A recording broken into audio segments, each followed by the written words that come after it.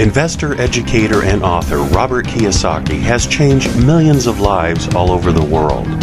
His book, Rich Dad, Poor Dad, has been on the New York Times bestseller list for over 5 years. We all know that the gap between the haves and the have-nots is growing, and Social Security and Medicare are in a financial mess. And just affording to live is getting expensive. So how does a person get ahead financially? The answer is raising your financial IQ and having your money work for you. Here's Robert Kiyosaki with Rich Dad's Teach to Be Rich.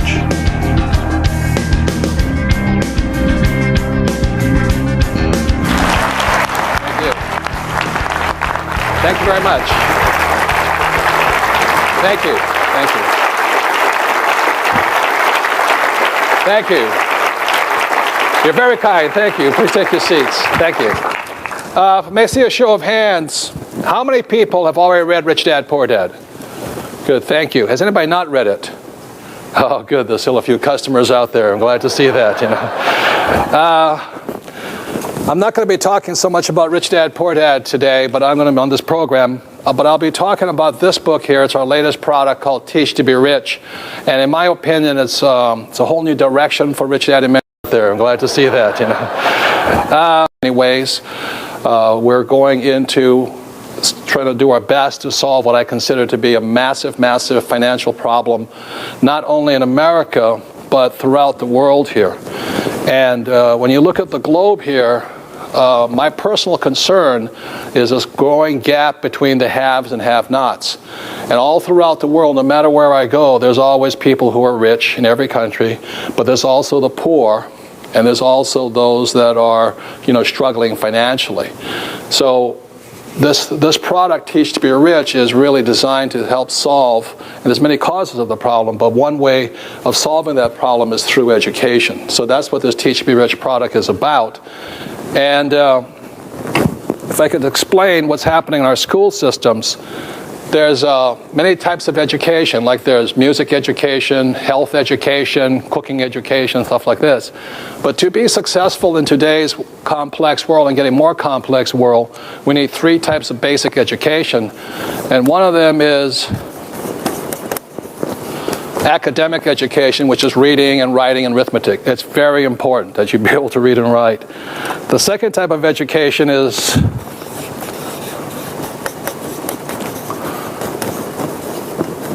professional education. And when I was in school back in the 60s, if you did really well, you were A's, then you went to become a doctor, a lawyer, an accountant. Since I wasn't an A student, I didn't go to those professions and things like this. But and these two are very important. My poor dad was a man who really thought this was all you needed. He kept saying, go to school so you can get a high-paying, job. And that's all my poor dad thought I needed. My rich dad, who was my best friend's father, he said if he wanted to be successful, he needed financial education.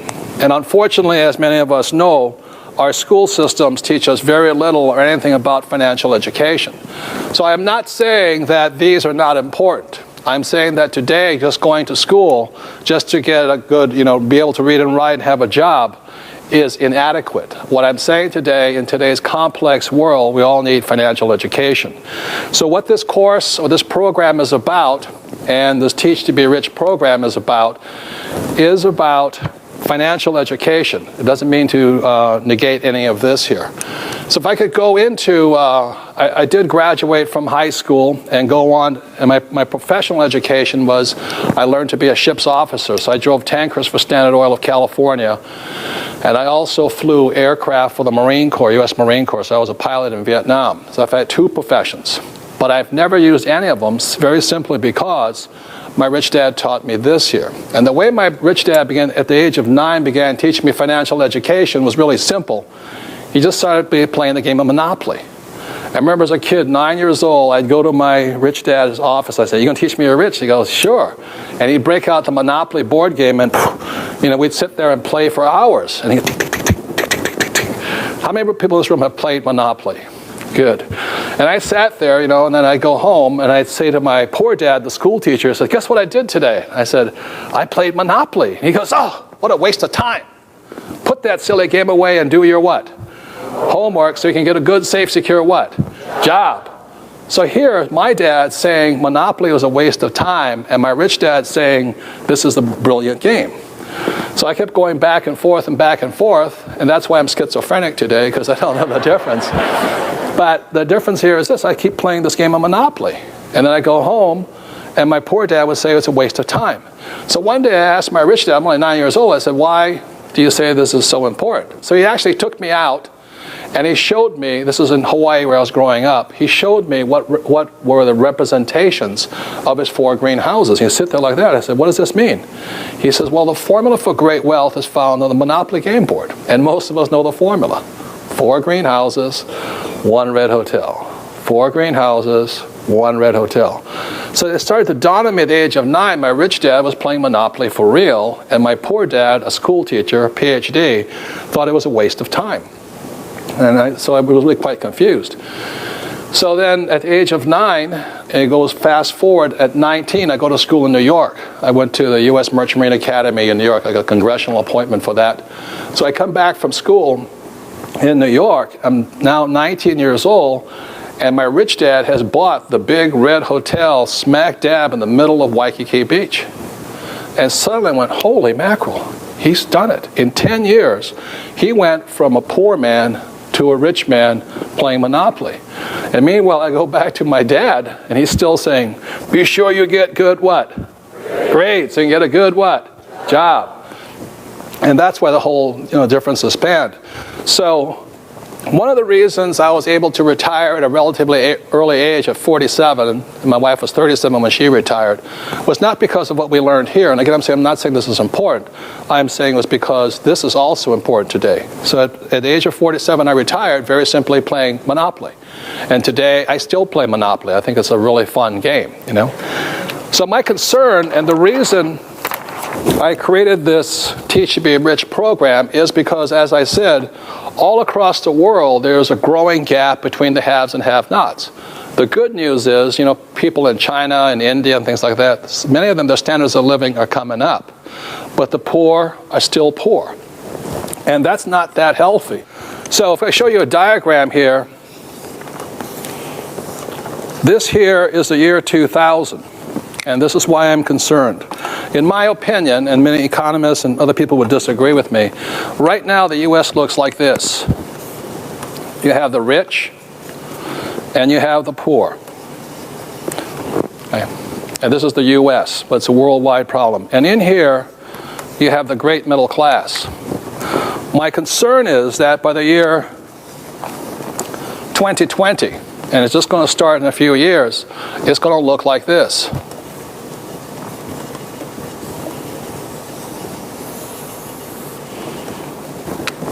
In a few years, due to a lack of financial education in America, I predict that there will be more rich, and I intend to be one of them, but there will also be more poor. There will be an increasing number of poor. How many people know family or friends or co-workers who have nothing set aside for their retirement? Good, thank you. And that's what I'm concerned about. And what I'm really concerned about is this, I've been going into it as time goes on, is one of the reasons this problem happened is very simply because our school system still teaches us nothing about money, and people like my poor dad, a school teacher, always said the government should take care of you. And our problem right now is in America, from presidents on down, there are millions and millions and millions of people who are on the government handout. I mean, Clinton is on the government handout, every senator is on it, military officers, firefighters, soldiers, and everything. They're all on this government handout. And what I'm concerned about is America, which is a great rich country, will soon become a very poor country. Does that make sense, you guys here? And the reason we become poor is simply because we have so many people, not just poor people, expecting the government to take care of them. The concern here is this. This here is the middle class. And these are the guys that are going to pay for these guys here. Does that make sense to you? And I can hear some of you saying, well, it's not my problem because I'm still young. How many people in this room were born after 1964? Good. I want to thank you because you're the ones to be paying for my retirement. And these are the people that pay the taxes. So the reason I created Teach to Be Rich here is very simply because I predict, and I could be wrong, like in the next 20 years, even though it's a worldwide problem of this gap between the haves and have-nots, even in the richest country in the world, in the next 20 years, we're going to see a transfer going this way. So you'll see more rich people in America, but you'll also see more poor people. And in my opinion, what got us into this problem of this so many poor people in the richest country in the world is because we have a lack of financial education. In my opinion, the way out of the problem is also to increase financial education. So the reason I created this product here, again, I'm not blaming school teachers. It is a system of education that has not, supported this here, and I think it's by design here, that we need this. So I'm asking every one of you at home and in this audience today is to consider it, is to learn to teach other people to be rich. And the reason we created this product is because I became a rich person by teaching. I've been teaching now since 1980, and but not in the school system. I wouldn't work for that pay scale. And I make millions of dollars a year as a school teacher. But the main reason is not so much to make myself money. The main reason I found teaching to be one of the best professions of all, and I didn't come across my profession until I was 40 years old, because I hated school. I found school the most boring, inhumane place. I didn't know I was stupid until I went to school. I said, what do you mean I'm stupid? So I would not create a product that is like the school system. For years I have practiced and learned how to make education more fun. How to make it more entertaining, how to make it more effective, how to make it so the person learns something rather than sits there bored, stiff, and falling asleep all the time. So that's what they created this product for, but in the positioning statement on this book it says, why teach to be rich? So regardless if you're a teacher or not a teacher, if you have a sincere desire to help solve this problem called growing poverty in America, but also desire to help yourself and help your family and your friends, because I suspect this is a very big problem. But the reason this Teach to Be Rich works is because the best way to learn is to teach what you want to learn. How many people ever found that out? That if you wanted to learn how to play golf, one way is to teach other people to play golf, except if it's your wife. You never do that. That's rule number one in golf. Don't teach your wife to play golf. But anyway, one of the best ways to learn is to teach. And the second reason for this product is, and the best way to get rich is help other people to get rich. Does that make sense to you guys here? So this is a product. It comes in basically 3 different parts. Number one, I'll go into the macroeconomics, because although I didn't do well in school, I did like history. And I studied history, for some reason I really enjoy history. And that was one of the only few subjects I got A's in. The second part of this book here is, it's about education, is how we learn. And again, I'll say it, I would not ever ask anybody to teach the way our school system teaches. It is the most inhumane, boring way to learn. It only works for about 20% of the population. How many people are ever bored in school at times? How many people ever wondered, why am I studying this? Everyone wonders, how am I going to use this in the real world? Right? Well, this book sort of answers it. So this is a very practical book. So number one, it's about history, how we got into this problem. Number two is some of the lessons I learned after 25 years of teaching, how to make it more effective for more people, more fun. And number three in this program, you'll be meeting my real advisors, the people that really are the A students around me. It's like I said, one of the things I learned in school was the best way to get smart is sit next to the smartest girl in class, but the teachers always called that cheating, at test time. Like this. But in the real world, that's called cooperation, and stuff like this. So later in this program, you will be meeting some of my real advisors. And again, as the introduction said, your financial advisor may not want you to look at this program. And the reason they may not want you to look at this program is because in this program, you will learn that some of the best financial advice is bad financial advice, like the advice of work hard. How many people are told to work hard? How many people are taught to save money? Good. For those of you who think saving money is interesting, stay tuned. You'll find that's one of the worst, most risky investments you can do. 3 is invest for the long term. Or get out of debt. How many people have heard get out of debt? Good. You'll find out the people that win are people who are debtors, and savers are losers. And the 4th thing is invest for the long term. How many people have heard that one? And how many people heard the word diversify, diversify? Good. In this program, you'll find out why that is very bad financial advice. But the only reason it's good financial advice is because most people don't have this. It's good financial for these people. Save money, work hard, get out of debt and all, but not for these people who have this here.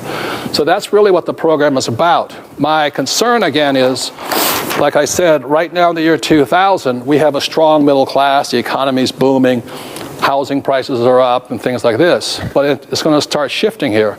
And the main reason it's going to start shifting is, if we can go to the plasma up here, there are 5 major macroeconomic events that are starting to happen right now that may cause America tremendous problems. Number 1 is cheap oil. America has boomed up to this point because oil was cheap. Number 2, funny money. What I mean by funny money is the US dollar, after 1971, became the reserve currency of the world. The US government can print as much money as it likes and the world will take it. As long as the world will take it, we're okay. But the moment the world says we don't want this monopoly money anymore, it's toast. So there's a great book for those who have any questions on funny money. It's written by a friend of mine, Richard Duncan, and it's called The Dollar Crisis. And he goes into explaining why the US dollar, how it got to be the most powerful single currency in all the world. We have never been here before, ladies and gentlemen. We have never been here where there was one currency that dominated the world. And the problem with it, the federal government is printing it faster than any of us could ever save it. And so that's why I say funny money is going to change and it'll only change if the rest of the world says we won't accept it. And already the petrodollar countries like who have oil are now thinking about not accepting the US dollar. If that ever happens, we're toast. They'll start taking the euro and other currencies. If that happens, everything as we know it as this economy crashes, or at least changes. So that's why this book here, The Dollar Crisis by Richard Duncan, is a very important book to read. The 3rd reason why I'm predicting this is going to happen right over here is right now America has a very young labor force. The baby boomers, one of the biggest booms ever hit. It's worldwide. In America, there's approximately 75 million baby boomers. In 2008, which is only about 2 years away, the first baby boomer starts to retire. Number 4, China and Russia were communist back in the year 2000. Now they're capitalists. You have no idea what that means. You have no idea, because the oxymoron is something like military intelligence, postal service. Well, the oxymoron is Chinese communist, because I grew up in Hawaii, and most of my friends who are Chinese, they are not communist. My Chinese friends are all capitalists. They're some of the smartest money guys I've ever met in the world. In fact, Hawaii is owned by the Chinese today. They're so smart. And now that they're coming on, in 2001, China was allowed to enter the WTO, the World Trade Organization, and they're coming on strong. Russia's coming on strong. Eastern Europe's coming on strong. What that means for all of us here is this idea of a safe, secure job with benefits, like the transit strikes and all that. It's toast. If you're thinking right now that you can keep getting a pay raise, think again. Because the guy that's competing for your job now lives in China, India, or Russia. That's the problem of the world right now. And the 5th point, America is rich. Up to 2000, we're the richest country in the world. Will we continue to be that? I don't know. There's a good possibility that we might become, right now we're the biggest debtor nation in the world, and the only reason we're the biggest debtor nation in the world is because funny money. So I'll just summarize right now is the main reason I created this book is because we're making the shift right now. And I am concerned not only for myself and my family and my friends, but I am concerned about you. I wish I could say this book would help everybody, but obviously it can't. Because some people, when it comes to money, will never change. My concern here is this, that the middle class will be decimated by higher taxes. For those of you born after 1964, there is a prediction that your Social Security taxes alone will go from approximately 15% to as high as 50% just to cover all the old guys with no savings or retirement here. So I created this book, Teach to Be Rich, so that you can teach yourself and possibly your friends and loved ones, and hopefully some of you can make it out of here and into this category here. And that's why this book was created. Thank you very much.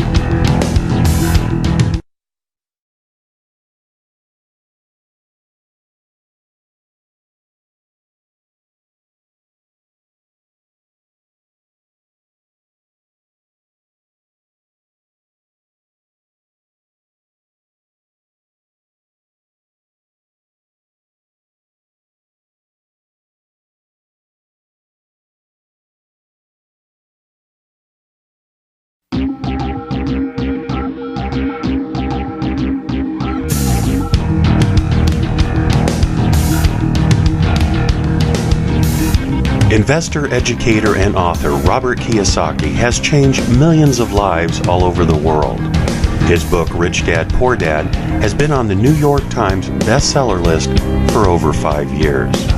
We all know that the gap between the haves and the have-nots is growing, and Social Security and Medicare are in a financial mess, and just affording to live is getting expensive. So how does a person get ahead financially? The answer is raising your financial IQ and having your money work for you.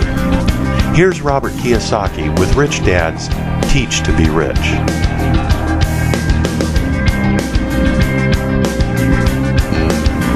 So welcome back, and before I go into Teach to Be Rich, the program, I thought I'd give you a little bit of my background on Rich Dad, Poor Dad for those who may not have read the book. For those who may not have read the book, because my name is Robert Kiyosaki, it sounds like Kawasaki.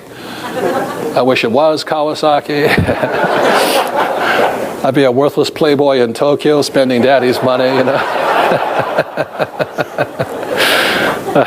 Anyway, I'm fourth generation Japanese American, which means I don't speak Japanese, or at least that's my excuse. And the reason I say that is almost in self-defense, because a lot of people have studied Japanese, and they come up to me at the breaks and go, "Hi, yes, ho, yo, yo, yo," and I go, "I have no idea what you're talking about." You know, I barely speak English and things like this. Anyway, so I was raised in Hawaii, went to school in New York. Interesting thing is, this book has now been on the New York Times bestseller list for over 5 years. Only 2 other books have been on that list longer, and one of them is The Joy of Sex, which I don't know if I'm ever going to pass, but anyway, it's a tough subject to compete against. But the reason it's kind of interesting that it's on the New York Times bestseller list, you know, because anybody who makes the list for 1 week is considered good, but 5 years is almost unheard of. But as I flunked out of high school twice, simply because I couldn't write. And it's not that I couldn't write, my teacher did not like what I was writing. And as I said also, my father was the head of education for the state of Hawaii, and to have the son of the superintendent of education flunking out of high school, you know, all the teachers were in the background, you know, laughing. So I flunked out when I was 15, and I flunked out when I was 17, again for the same reason, because I couldn't write. And it was not that I couldn't write, the teacher disagreed with what I was writing. You know, so the definition of, I learned very early on that the definition of intelligence in school is, if you agree with the teacher, you're intelligent, and if you don't, you're an idiot, you know, things like this. So I rarely agreed, especially because I had 2 dads, because my poor dad always said, go to school and get a job, and my rich dad would say, you won't get rich that way. So that was kind of the paradox. My rich dad was my best friend's father, and although he was a man who started with nothing, he became one of the richest guys in Hawaii. So Rich Dad, Poor Dad is this very simple story of what 2 fathers tell their sons about money. And as you know, for those, how many people were told, go to school and get a job? And what my rich dad said, that's not the way you do it. So the book has been fairly controversial, but fundamentally what this book is about the subject of accounting and financial literacy, and why the rich are getting richer. That's what this book is about. And the reason I mention accounting is I did go to business school for about a semester, and what I boring flunked out on, again, was accounting. You know, it was the single most boring subject I had ever studied. You know, I used to wake up in accounting class, and my print was all blurred. And the reason it was all blurred is because I was drooling on it, you know, things like this. So for me to have written a book on accounting is quite, probably my accounting teacher and my English teacher are just, that guy, he did it again, So that's why I'm really happy to have my business partner, Sharon Lecter, as my co-author on this, because she's a CPA. So all you A students out there worry, well, how can you write a book on accounting? My co-author is a CPA, so that's how it's covered here. Okay, guys. The last thing about my poor dad. My poor dad was a very highly educated man, great guy, and he also ran for lieutenant governor of the state of Hawaii. And he ran as a Republican, which proved he wasn't that smart. But the reason I say that is Forbes magazine calls Hawaii the People's Republic of Hawaii. And it's been democratic for years, except until just recently. So my father was courageous enough, which I really respect him for. He was courageous enough to run against a very corrupt government, a government that believed in stealing and giving to themselves, And it's still, as we all know, that's part of government. And it's take from the taxpayer and give to your friends. So my dad actually had the courage to run against the governor. And because he ran against the governor in the 70s, the governor said he'll never work in the state again. So I have a tremendous love and respect for my dad because he's a man who stood up for his principles. The other thing, too, is I went to Vietnam twice, once in 1966 and then in the 1970s. And the reason I went to Vietnam was even though I was draft exempt because I was working for Standard Oil. If you work for oil, you don't have to go to war. And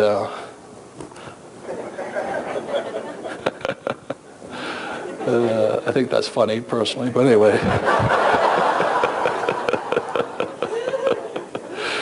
Anyway, so I went to Vietnam because both dads, my rich dad and my poor dad, said it was a son's duty to fight for his country. So both my brother and I went to Vietnam twice. And I flew helicopters in Vietnam. And when I came back from Vietnam, that's when I decided I was going to listen to my rich dad and not my poor dad. Because my poor dad always said to me, go back to school, get my master's, get my PhD. And I said to my dad, what? Go get my master's and my PhD? He says, yeah, and then what? He says, then get a job with the government. I said, Dad, I think I'd rather go back to Vietnam. It's more honest. Anyway, so that's what Rich Dad, Poor Dad's about and all this. So going on, I'll quickly go into what my rich dad taught me, and it's really quite simple. Again, it goes back to my rich dad focused on financial education. And what he said was the key to being rich had nothing to do with money. He says what made a person rich or poor was their vocabulary or the power of words. So very simply said, he said that words either made you rich or poor. And he said the problem with education is that each of us as human beings has command of about 2 million, well, the English language has approximately 2 million words total. And each of us has command of about 5,000 words, that's all. So if you want to increase your wealth, simply increase your vocabulary. In other words, do you know the difference between ROI and IRR? There's very big differences. Or when your stockbroker says the earnings are up, or EBITDA, what does that mean?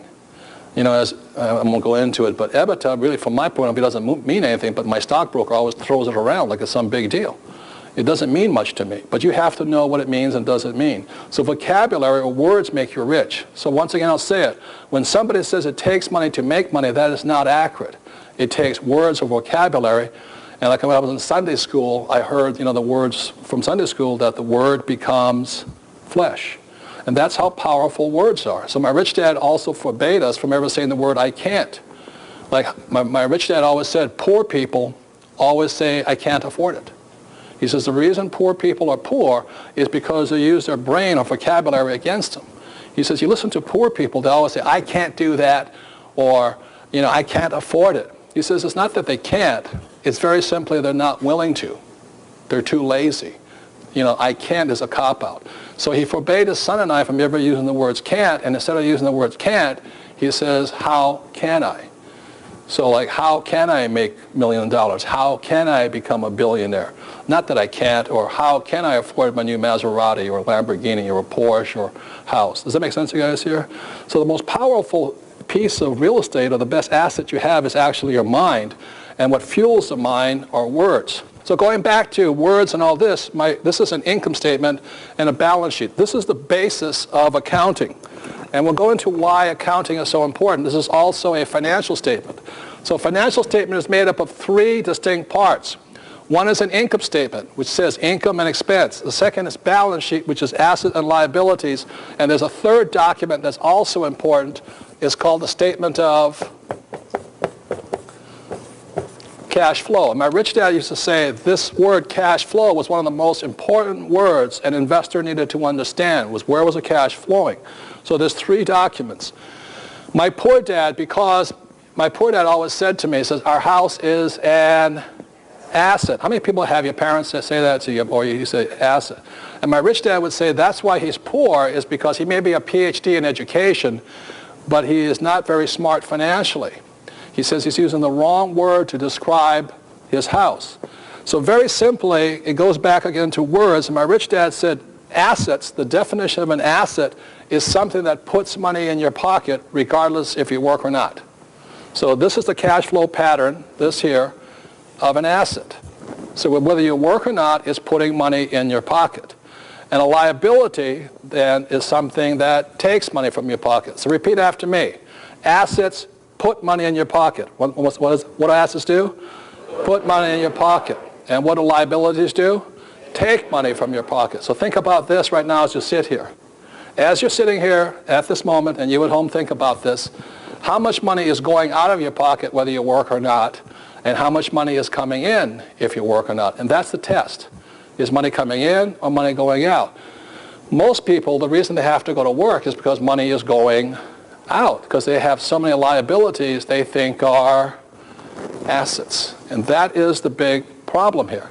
So very simply, I'm not saying don't buy a nice house and all this, but the reason the middle class is in trouble, they keep buying bigger, bigger houses, and then as the price of the real estate went up, they keep using their house as an ATM machine. You know, it's $100,000, they pull more money out, home equity loans, pay off credit card bills. And the world says that's really smart because you're now paying off your credit card bills with your house. I mean, that's moronic because all you're doing is increasing the liability. Does that make sense, you guys here? Hello, you say that? That's very important. So the reason my wife and I were able to retire early and my rich dad got richer was he very simply kept buying more houses and properties and businesses that put money in your pocket. So I ask you to think about this right now. How many things you have are assets? In other words, if you, and let's say you're married, your spouse stopped working, how many things keep putting money in your pocket? And if you stop working, how many things keep taking money out of your pocket? That's what you know an asset or liability is.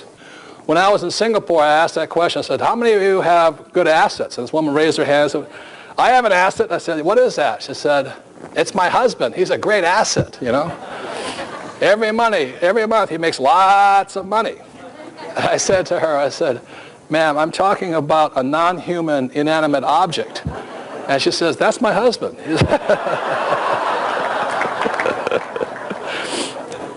So the point here is this, I'm not pushing real estate. Anything that puts money in your pocket, we'll be discussing some of those things that put money in your pocket. For example, you know, most people, their car is a liability. But if I use that same car as a taxi, that same car could then be an asset, okay? Well, we look at these books right here. Is every month or every quarter, Warner Books sends me a royalty check because they're selling my product for me. So this here is an asset also. Does that make sense, you guys here? Because it's putting money in my pocket. So that's very simply the difference. Okay. So that's the picture between assets and liabilities. Now, the big test here is this. When a banker looks at, you know, the bank, when you go to see your banker, as my rich dad said to me, my banker has never once asked me yet for my report card. My banker has never asked me, he said, Robert, did you have good grades? How many people have ever had your banker ask you for your grades? Some of you have. Interesting banker. My banker has never asked me what school I went to. When you go to see your banker doesn't really care about how academically smart you are. What they want to see is how financially smart you are. And the only way a banker can measure your financial IQ is by looking at your financial statement. Now, if you don't have a financial statement, and a lot of people don't because they don't know what it is, then they ask for a credit report. And I don't have a credit report because I have financial statements. If you're going to play the game of money, you really do need to have financial statements. That's a very big difference here. If you don't have financials, it means that you're not serious about money. So when a banker looks at your financial statement, this is your report card.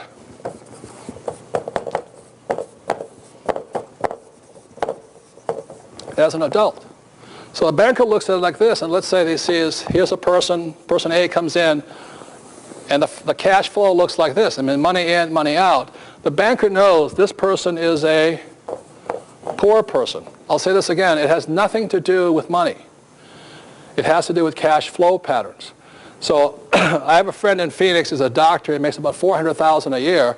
The trouble is he spends $400,000 a year. How many people know people like that? And he's really proud of it. He's a doctor. He says, but I have no debt. I rent, and I paid cash for everything. So he doesn't really have anything. He just goes out. He can't stop working, even though he makes $400,000 a year, because the cash is flowing out.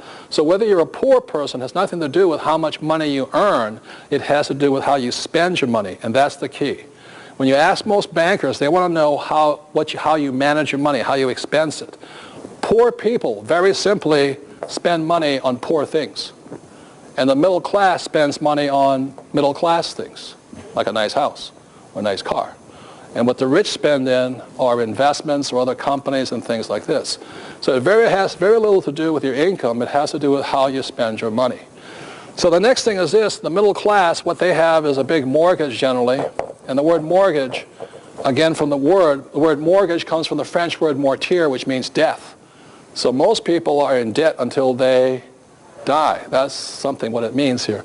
And then they have the nice car, they're looking good, and they have huge credit card debt, home equity loans, student loans, and all this. So their cash flow, the cash flow pattern of the middle class looks like this. So the banker looks at this and says, this person's nice middle class, good credit rating, they'll pay off their debt, but they'll never be rich, so I won't lend them much money. Okay. And then the third pattern is somebody who is rich, and they may have, number one is a business, then they'll own real estate, and then there's paper assets, there's the stocks, bonds, and things like that. And for me, there's royalties. And this is the cash flow pattern of the rich here. So one of the difference between the rich, the poor, and the middle class is very simply where the cash is flowing from. So those of you sitting at home right now, think about it this way. If a banker looked at your financial statement, looking at your cash flow, looking at your report card or your financial IQ, what's a banker going to say? Is this person poor, middle class, or rich? The reason I could retire early was very simply because I have assets putting money inside here. That's very simply it. I don't have mutual funds. I don't have a retirement plan. Got that? So I know this makes a lot of people crazy because many people think their house is an asset and it's a great investment. So I'd like to explain why I say that is not accurate for me personally, because most accountants would say your house is an asset and all of that stuff. But I think that's more easily explained when you look at the cash flow quadrant here. The quadrant is my other book, and the quadrant stands for E, S, B, and I, and E stands for employee, S stands for small business or self-employed, B stands for big business like Bill Gates, and I stands for investor. And what the quadrant is about the four different people that make up the world of business. When we go to school today, most people are going to school, go to school to get a job, and our school systems are programming our minds to be employees. Or if you're a really smart person, you go to school to become, a professional person, so as people say, something you can fall back on. So these are the doctors, lawyers, or restaurateurs, small business people, and all this. My rich dad programmed me or trained me to be a business owner like Gates or Oprah and things like this, and I stands for investor.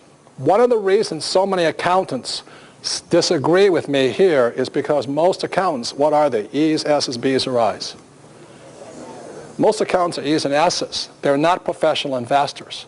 So what I say to people is this: as a professional investor, I must live and die by not my commissions or my fees or my brokerage deals. I must live and die by my cash flow. Every month the cash flow is coming in.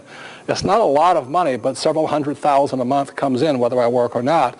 That's because I'm an investor. So I'll say this: it's due to a higher standard. So most accountants disagree, but most accountants are over here, and most accountants are passive investors. Most accountants have 401ks with stocks, savings, bonds, and mutual funds. If you're going to listen to this program, I'm going to take everybody to a higher standard. I'm not saying you have to go there. I'm just saying it's a higher standard. So going back again into the words here, the two words that I think are very important to understand right now is the most important word I said is this word here, cash flow. And this is cash flow. This is cash flowing into my pocket every month. Like I said, several $100,000 every month whether I work or not. And my expenses are very, very low. Most of them just keeps coming in here. And the second type of reason, second reason people invest is for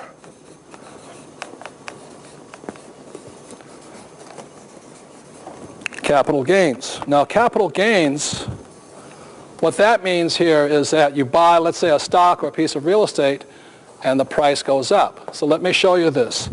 This is cash flow, and this is capital gains. 90% of the investors invest for this here, hoping the price will go up, or capital gains.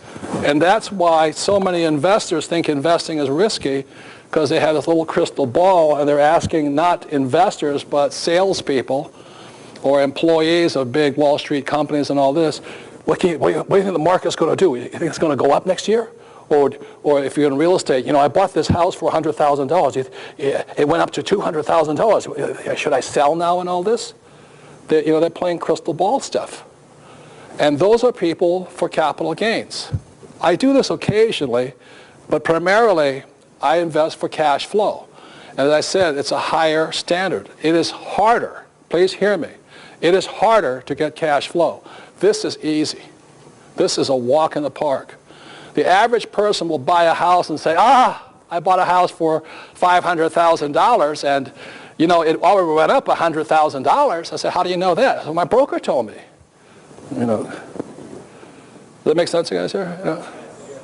It's BS, blue sky. It's not real.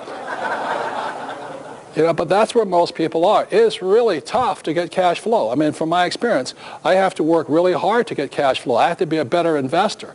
So the reason most accountants say your house is an asset and all this stuff, or this is fine according to generally accepted accounting practices, GAAP accounting, is because most accountants and brokers, salespeople, are over here. But if you're going to play over here, it's a higher standard. So the reason people say your house is an asset is very simply explained like this. When your banker says your house is an asset, you have to look at this. A financial statement there have to be two of them. You can't just have one. So let's say you're Mr. and Mrs. Middle Class and you buy yourself a house, and what you have here is a mortgage. Like I said, mortgage comes from the French word mortier, which means death. There it is. Now, for something to appear in the balance sheet, it must balance. So you can't have this balance on the same sheet. The only way it balances, it can't balance on your sheet. It has to balance on somebody else's financial statement. So your mortgage shows up on your bank's financial statement over here. Same mortgage. So over here, it's a liability, but over here, it's an asset. And so when your banker says to you, your house is an asset, your banker's not lying to you. The banker's just not saying whose asset it is. It's their asset. The way you know that it's an asset, again, going by the litmus test of this here, very simply, assets put money in your pocket and liabilities take money from your pocket. That's the test. That's the true definition of the words. You must use the right words. So my poor dad used the wrong words. He called his house an asset when it's really the bank's asset. So what happens here is the money comes in, hits the mortgage, it comes out the expenses, goes here, goes in here. I mean, it still doesn't go here, it goes straight up here. So the cash flow here is flowing out, which makes it a liability, but the mortgage over here is flowing in over here, which makes it an asset. And that's how you know. When you look at a regular financial statement, this is the most important line right here. Not how much money you earn, but the income coming in from your investments. That's what I'm looking at here. So that's the reason why I invest for cash flow and not for capital gains. Capital gains is gambling. It's gambling. When somebody says, oh, I better get in and start buying because prices are going up. I don't care if it's stocks, bonds, real estate, gold. It is the most stupid thing you can do is invest for capital gains. It is gambling. But that's what 99% of the people do because they've never been trained to be investors. They don't invest over here. every month, I must have cash flow because I am a professional investor here. Does that make sense to you guys here? Where the passive investor, I'm an active investor, the passive investors are this. It's called this here. Oh, I hope the market goes up. I hope it goes up. It's going up. Oh, yes. You watch CNBC. Oh, market's going up. Oh, the Dow's up today. Oh, good, good, good, good, good. Yeah, loser. Yeah, geez. There's nothing wrong with capital gains. When I invest, I first invest for this, and second, I want this. In other words, I want both. The average person is just happy with one.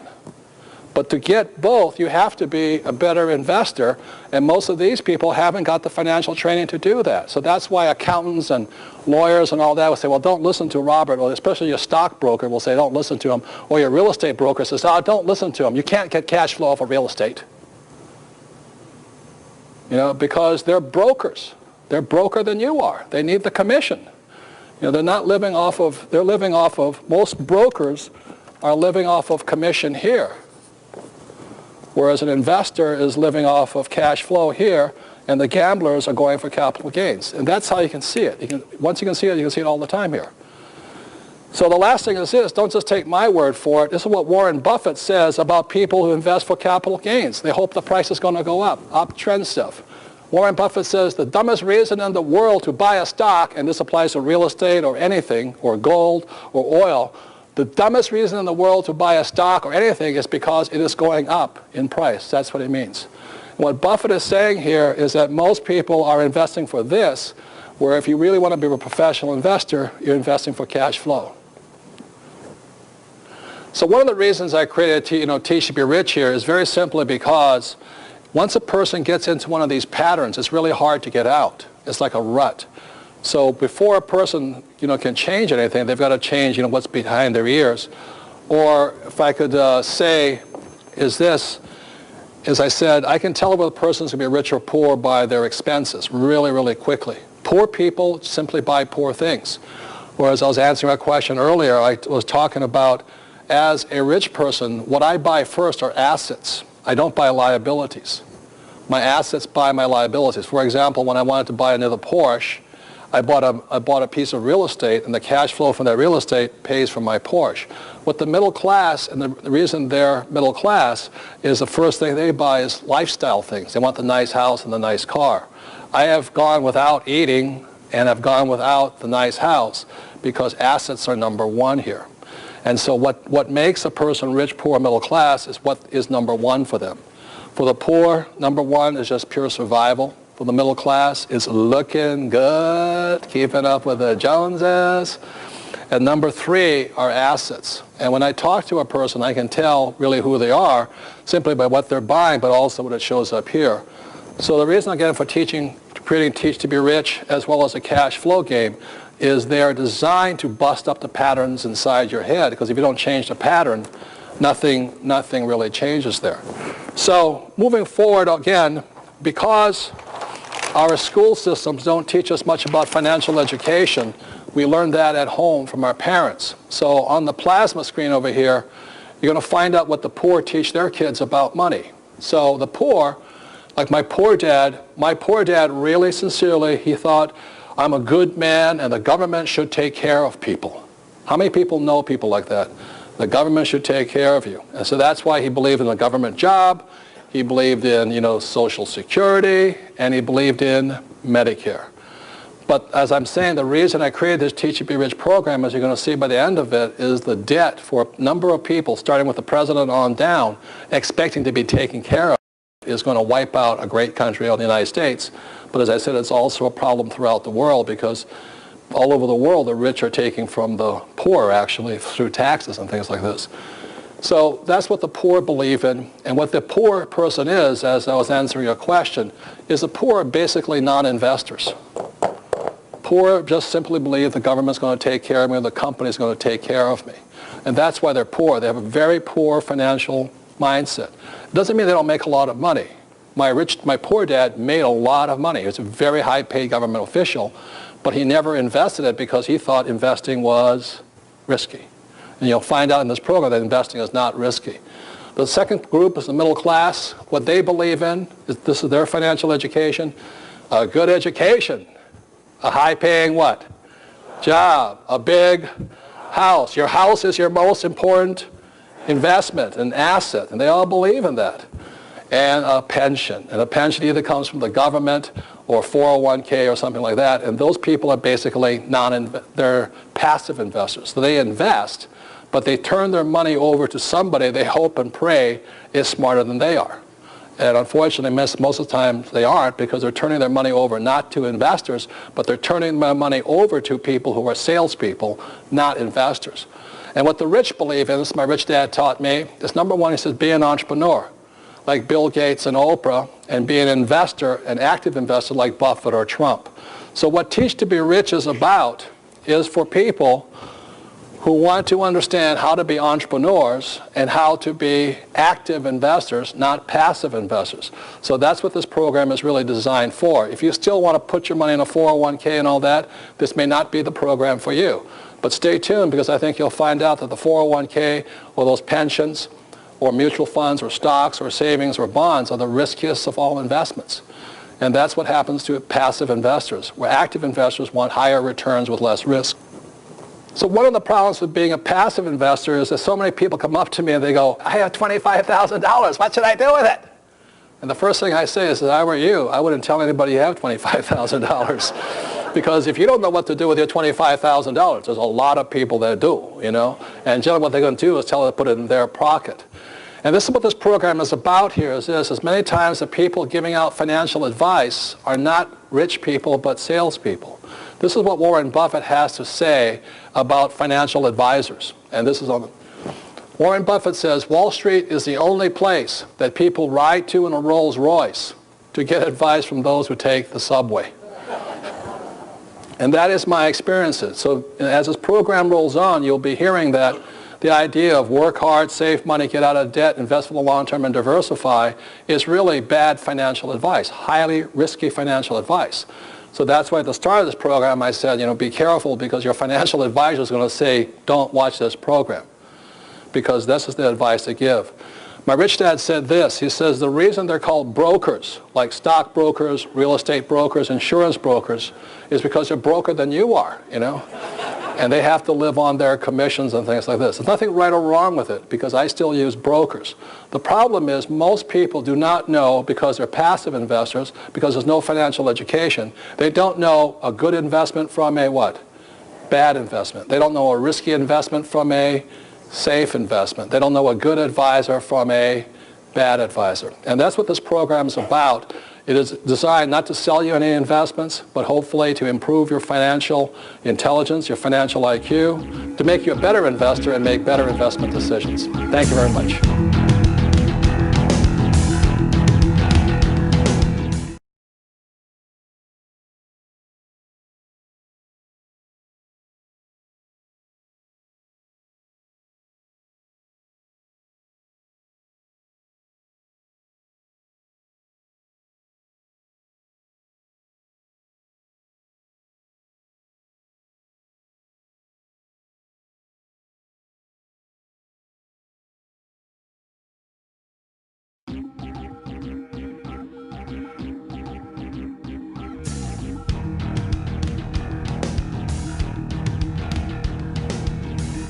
Investor, educator, and author Robert Kiyosaki has changed millions of lives all over the world.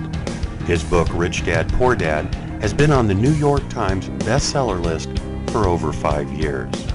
We all know that the gap between the haves and the have-nots is growing, and Social Security and Medicare are in a financial mess. And just affording to live is getting expensive. So how does a person get ahead financially?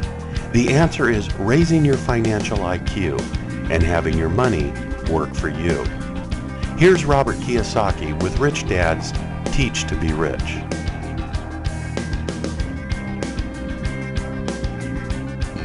So welcome back, and I'm going to be moving into now a little bit of history, but also why the world is changing so much.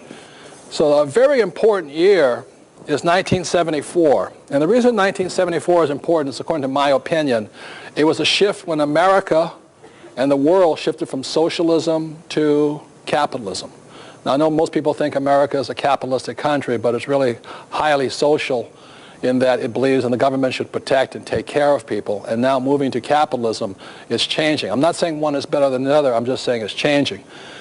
But 1974 was the year I came back. I got out of the Marine Corps after 5 years as a pilot in the Marine Corps.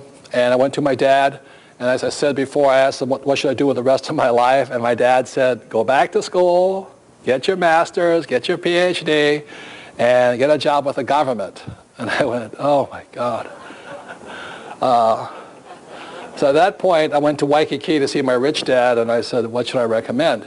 But the saddest thing about 1974 when I talked to my poor dad was very simply, my poor dad in 1974 was saying, go back to school with my PhD so I could get a safe, secure job. And my dad was unemployed. He was about, 1974, he was about 50 years old. And the reason he was unemployed, like I said before, he ran for lieutenant governor against his boss, the governor. And the governor said to my dad, you will never work in this state again. In other words, you will never get a job here. So here's my dad. He did all the right things except stand up for his conscience and run against a corrupt government. And at that point, he never got a job again.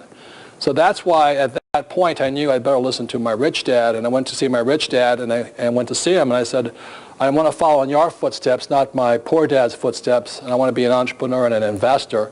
In other words, I didn't want to go over here with my PhD. I just wanted to come over here. So he said, I said, I'll be an entrepreneur. And the first thing he said to me, he says, if you're going to be rich, you're going to be an entrepreneur, you must learn how to sell. And that was my first real awakening to the real world. He says, if you can't sell, you'll never be an entrepreneur. He says, that's what entrepreneurs are doing all the time. And I had this really negative block because my family, being school teachers, thought that salesmen were the scum of the earth. I had to go against my family's biases about salespeople, and I got a job with Xerox, and for 2 years I was the worst salesman Xerox had. And then 4 years later I was #1 in sales and things like this, so I learned that. But that's why 1974 was so important to me. But even on the world scheme, 1974 was important because that was the introduction of a thing called ERISA. And ERISA stands for Employee Retirement Income Security Act, which led to, back a few years later, to a thing we now know as a 401k. This came out about 1980, so 74 to transition to that. And I think the primary reason I do this Teach to Be Rich and all this stuff, and I created the Rich Dad Company, is because of this act over here. It is one of the biggest changes that we have had in the world today, but very few people have taken notice of it. Because the 401k is a very significant little investment type of vehicle. The reason the 401k is so important is because it is probably the riskiest of all investment vehicles. You know, your banker won't lend you money for it. You can't get insurance on it. And not only that, it only will work for about 20% of the population. If you're making less than $150,000 a year, it is doubtful whether the 401k will provide enough income for you when you need it. So the reason the 401k in 1974 is so significant is that why this is important, like I said, was the shift from socialism to capitalism, 1974. But what it signified was this, was that the companies, the big corporations, were no longer going to take care of the employees. That's what it meant. Up until this point, my poor dad had the right idea. Go to school, and the company and the government will take care of you. 74 was so important because basically the big corporations were saying, employees are too expensive, we're not going to take care of anymore. So we're not going to protect the employee. So the employee suddenly had to come from here to over here as passive investors. And they have no financial education, which is really why I'm upset with the school system, because even though the world changed, our school system still teaches us very little about money. And I always say, you know, rich or poor, smart or not so smart, we're all going to use money, so why doesn't the school system teach something about money? But even though the 74 change happened here, nothing happened. And that's, like I say, how many years is that? 25, 30 years ago that change happened. Our schools still do not teach us anything about money.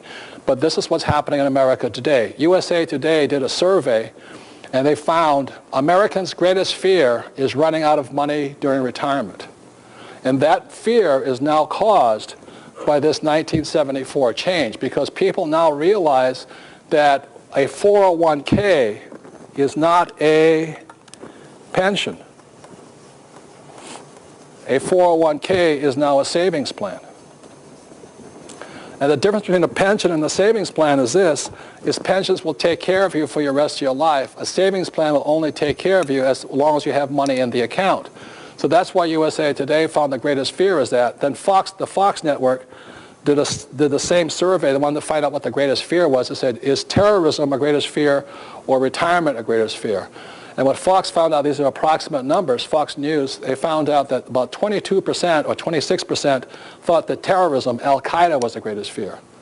60% thought that running out of money was the greatest fear during retirement.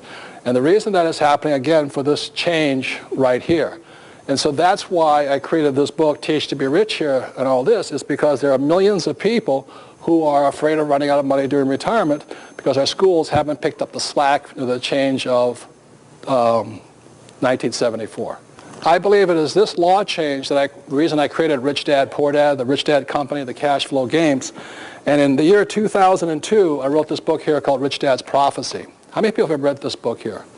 Good, a lot of you have. It's not as popular. This was not a very popular book because this book was written about the 1974 change.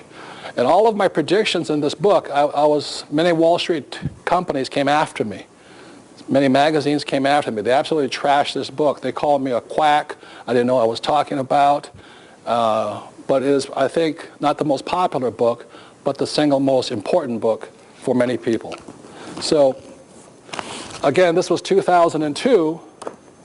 And then in 2005, 3 years later, the New York Times says the same thing that prophecy says. Exactly the same thing. So this is 2002, this is 2005, and it says here, we regret to inform you that you no longer have a pension. That basically what they're saying is that these people after 1974, pension plans became one of the biggest sources of funds for the rich. They just take money out of it, and the middle class and the people who put money in there don't get anything inside of it. So this is the New York Times, October 30th, 2005. Then October 31st, 2005, Time magazine said the same thing. It says, the great retirement ripoff. Again, saying the same thing my book in prophecy said 3 years earlier. And it says here, millions of Americans who think they will retire with benefits are in for a nasty surprise. How corporations are picking people's pockets with the help of Congress. That's what these articles are about here. So they say the same thing prophecy says here. This is 2005, this is 2002. So that's why I created this product here, Teach to Be Rich, and my cash flow games, is because of this right here. Because what has happened in the world is so many people then, because of 1974, were forced to become passive investors. And I'd like to show you on the screen what the difference between a passive investor is and an active investor. So number one, a passive investor, one, they have no control. And this whole talk is about control. In the next segment, I'll go into what control really is. Next is higher risk. They invest in the highest of risk investments. The highest risk investments are savings, stocks, bonds, mutual funds. They're the riskiest of all investments, but most people think they're safe for some reason. And you'll find out today that they're the riskiest. Number three, the banker will not lend you money for your 401k or mutual funds. If your banker doesn't trust them, why should you? That's the test. Don't believe my word, ask the banker. Number four, insurance agents will not insure your 401k against losses. As a real estate investor, I'm not pushing real estate, I had one of my buildings burned. Thank God nobody was hurt, but the insurance company replaced it and replaced my rent and all this. I never invest without insurance, but millions of people, due to that 1974 change, moved over here as passive investors. They have no insurance, and they're putting their money into investments a banker would not touch. Number 4 or 5, higher taxes. The 401k is one of the least tax efficient of all investment vehicles. 401ks only work if you're planning on being poor when you retire. The reason I don't have a 401k is I plan on being rich when I retire. Because when I put money into my 401k, when I retire, let's say at age 65, when I pull the money out, it comes pulling out as ordinary income. If I have a lot of money, ordinary income is one of the most highest taxed of all incomes there is. It doesn't make any sense for me because I make so much money, I might be paying 40, 50% tax on that money. I'd rather be in real estate where I can pay 0 tax. That makes more sense to me. So that's why I don't have a 401k. And this is all part of the financial education. I think they should tell kids early so they don't take a job with a 401k and do something else. Number 6, they always worry about market crashes. You know, they're always worried about it, and they're always asking their financial planner, you know, what do you see in the future? You know, the stock's going up, stock's going down, prices coming up, prices going down. You know, that's gambling. That's not what I do. Number 7 is they have very low returns. This book, Unconventional Success, is written by a man named David F. Swenson. If you don't take my word for it, take his word for it. He's a chief investment officer for a company called Yale University. This guy's a very smart guy. It's a great book. But he says this, that mutual funds have not done any returns over the long term. The reason I'll go into a little later on, the reason mutual funds have not had high returns is because the fees they take out of them. I'll be going into that a little later. So if you insist on investing in paper assets, I would buy this book here because it's a great book. But he goes into why investing for the long term in mutual funds absolutely makes no sense, even over the long haul, because there's almost zero returns in them. Not zero, but very low returns. Number 8, the plan can run out of money. As I said, the problem with the 401k is not a pension plan. It is a savings plan. Number 9, you may never retire with a 401k. As I said, the 401k might work for about 20% of the people. As long as you're making over about $150,000 a year, it will not work for those making less than that because you just can't put enough money aside. And that's one of the problems with that.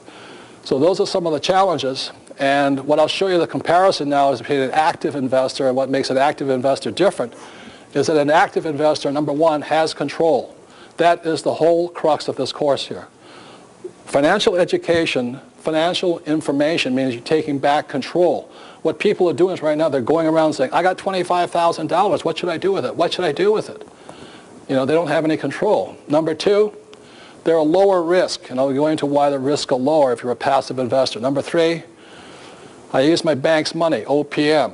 One of the ways you get rich faster is don't use your money, use somebody else's.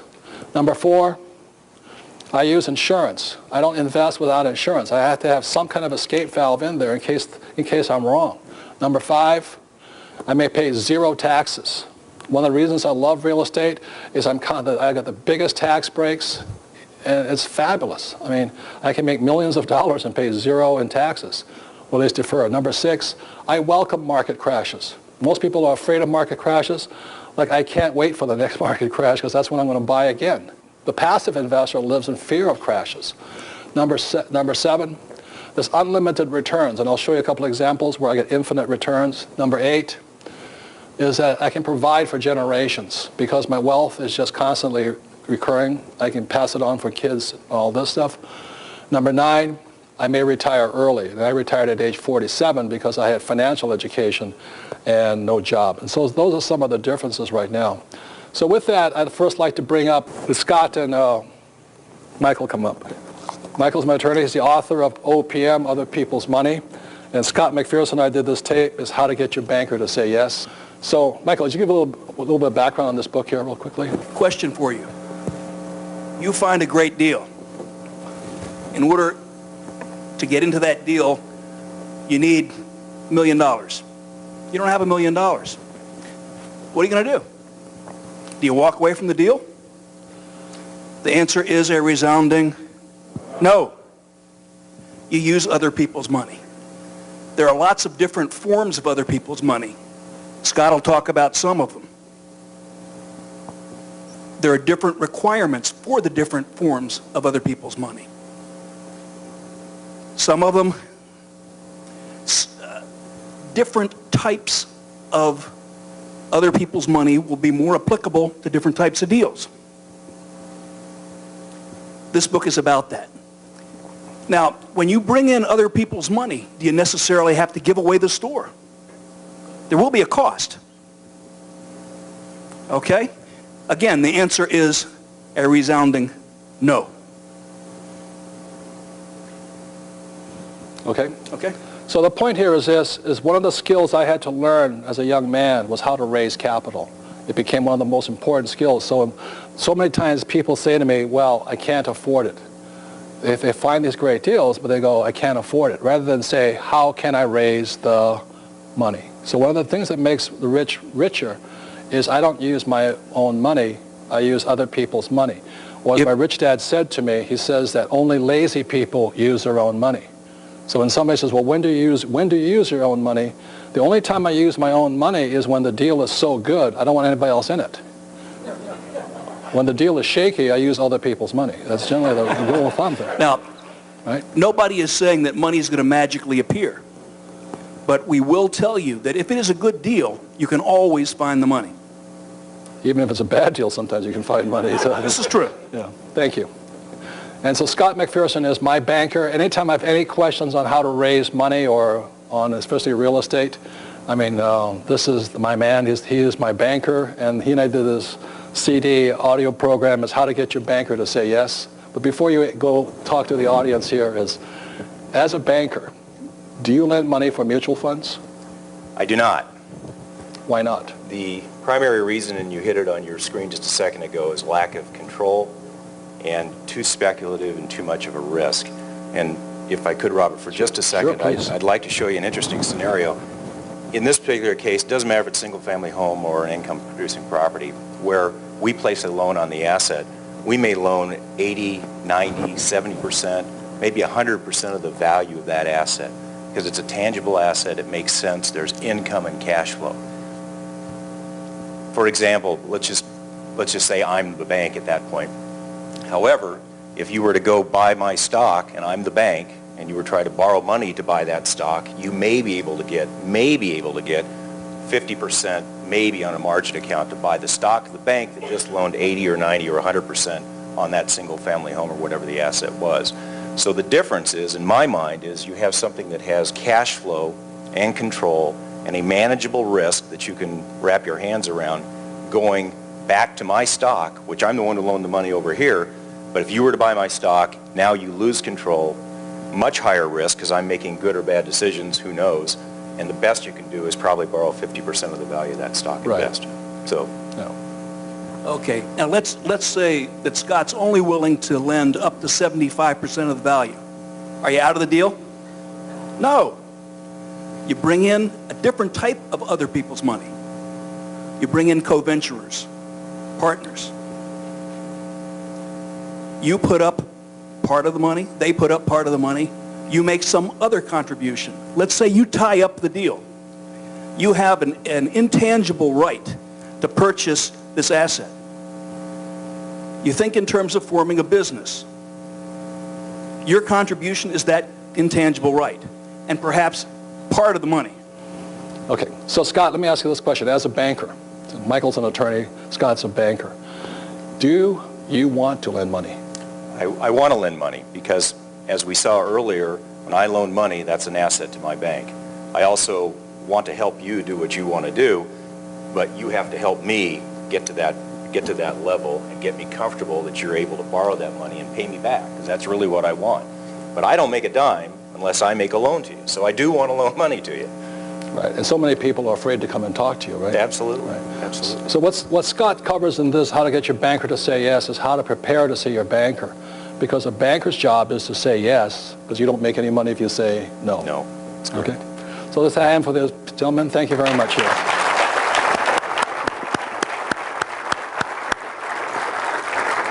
So, in conclusion, I want to say really quickly up here, I'll just show you how this whole thing works.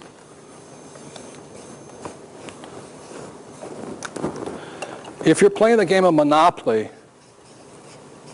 this is what a banker does. This is Monopoly. You buy one greenhouse, it's putting cash flow. Monopoly teaches you this right here. The difference between cash flow, it took it to the next level of understanding this. I'll just show you how unrisky, if you're an active investor, is. Like, I don't like savings, stocks, bonds, mutual fund, because the risk is so high. My banker won't lend me money on it. This is a land deal that Kim and I just did a few months ago, and it's really quite a simple deal. And when somebody says things are risky, I don't know where the risk is. It's 10 acres of land. The price was $100,000. The reason I use this example is most people can afford $100,000. Okay. Now, The reason I bought this property is very simply when I looked at the listing agreement, again it goes to the words, it had the two letters MH on it. Now there's a lot of land around this thing. That what made this land more valuable than the rest? What made it more valuable was the words MH. MH stands for manufactured housing. When I saw that, I dropped to my knees, again broke out the rosary beads and said thank you.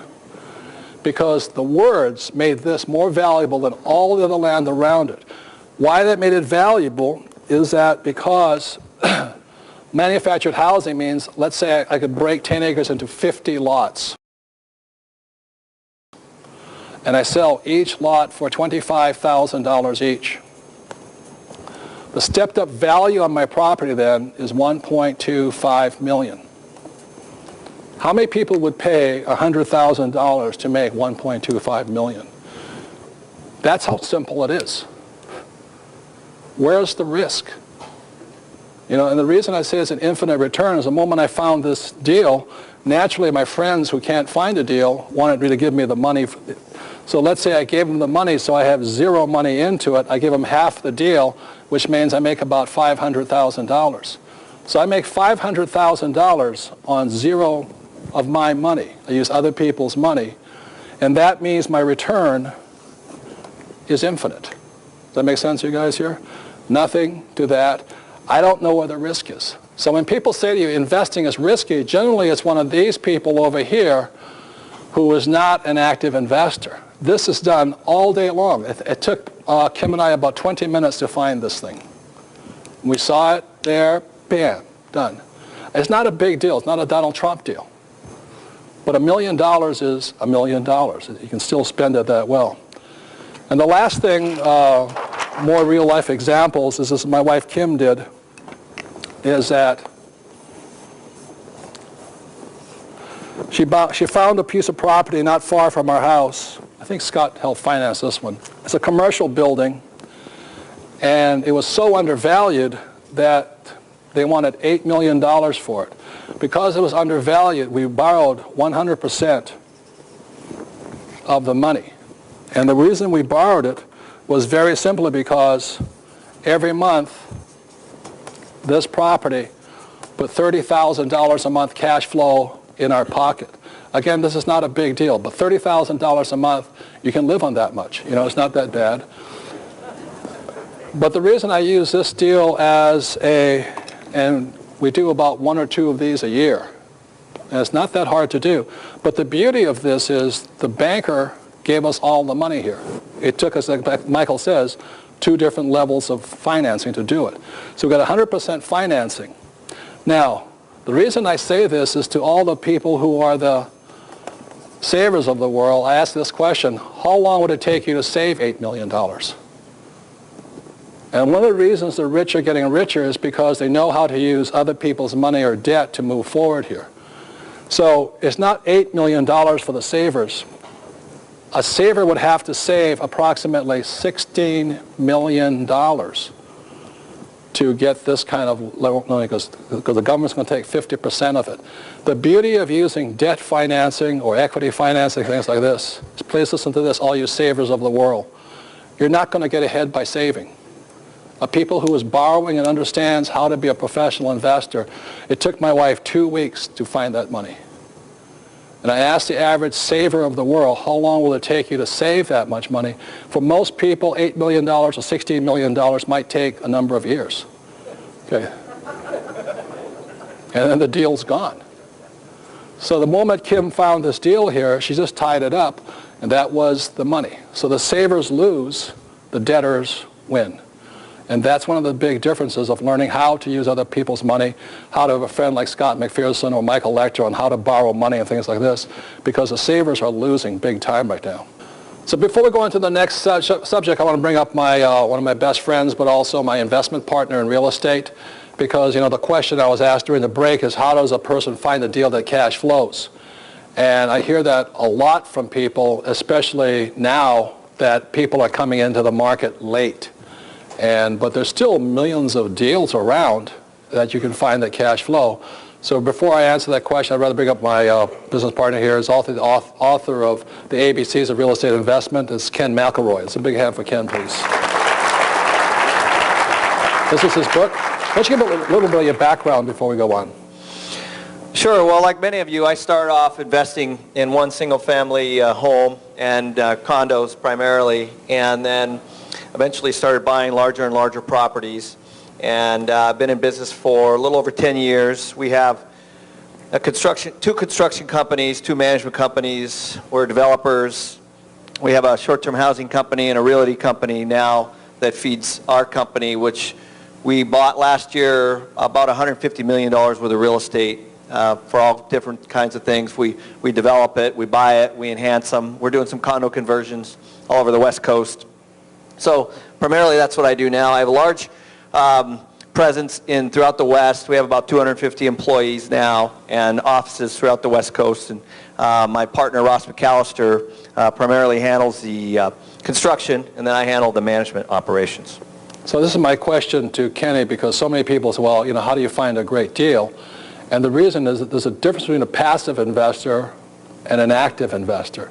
Passive investors, because they're basically, either they cannot see the deal, or they wouldn't know a good deal if they saw it, or they're basically lazy.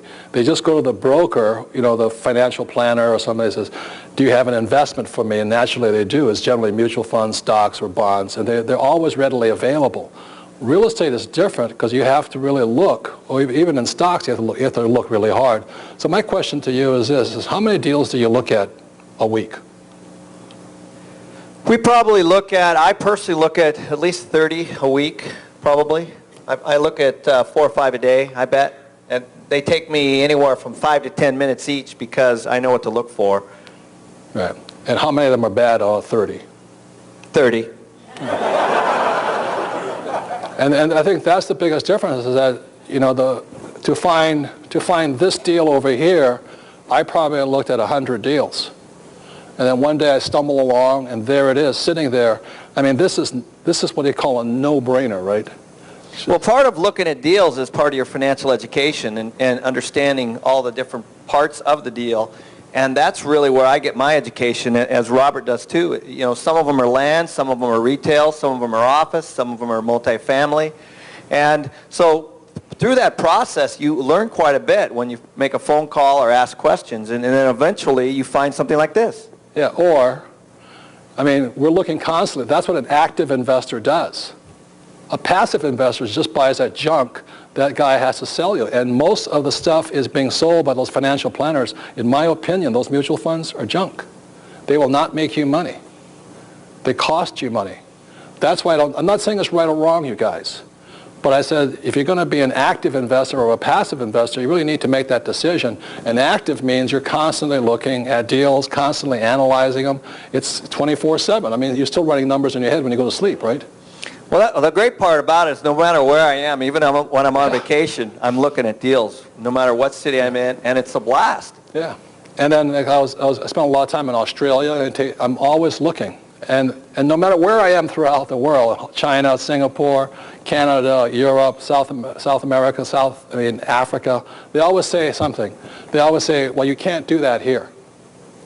No matter where I go. You can't do that here. And the reason they can't do it is because they're passive investors. They haven't trained their brain to see. No matter where I go, I'll find a deal that I can, make it, improve it, work it, or do something like that. And that's the difference between an active and a passive investor. Anything else you want to say? Well, yeah, that's exactly why I wrote this book, because as you'll see later on, that the fundamentals are really the same everywhere. All over the world. All over the world, they're the same. Income minus expenses minus debt is cash flow. It's the same no matter if you're in Hong Kong or you're in Phoenix, Arizona. It doesn't matter. And that's why I wrote this book, because it walks you through that process. And one of the things I think is really funny is that, because Kenny his business partners are like Lehman Brothers and Goldman and the big houses.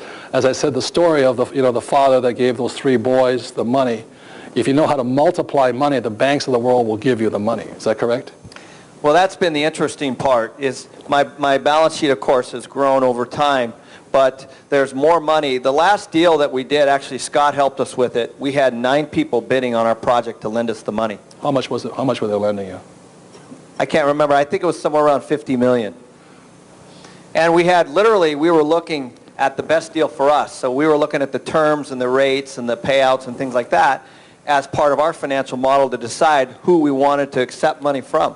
But the reason they're giving you the money is because you know how to take $1 and turn it into 10, right? That's right, and because we had the team behind us. And that's really the skill a person has to learn. So many people want to do what Kenny does or what I do, but they're not willing to put the time in. They're passive investors, not active investors. And the thing that's even funnier is because Kenny's always in the marketplace. You know, we're in Scottsdale, Arizona, Kenny's developing this condo project, and everybody's crying the blues. I can't find a deal that cash flows, and Kenny has this condo conversion right on the main road in Scottsdale with the best piece of property in the Arizona area, and yours will cash flow, right, even if I buy them. And we just bought it 2 weeks ago, 300 units. Yeah. So one of the keys to finding great deals is you got to have friends in the industry. It's called insider trading. You know? Well, you know, in the stock market that's illegal. In the real estate market that's perfectly legal, right? Absolutely.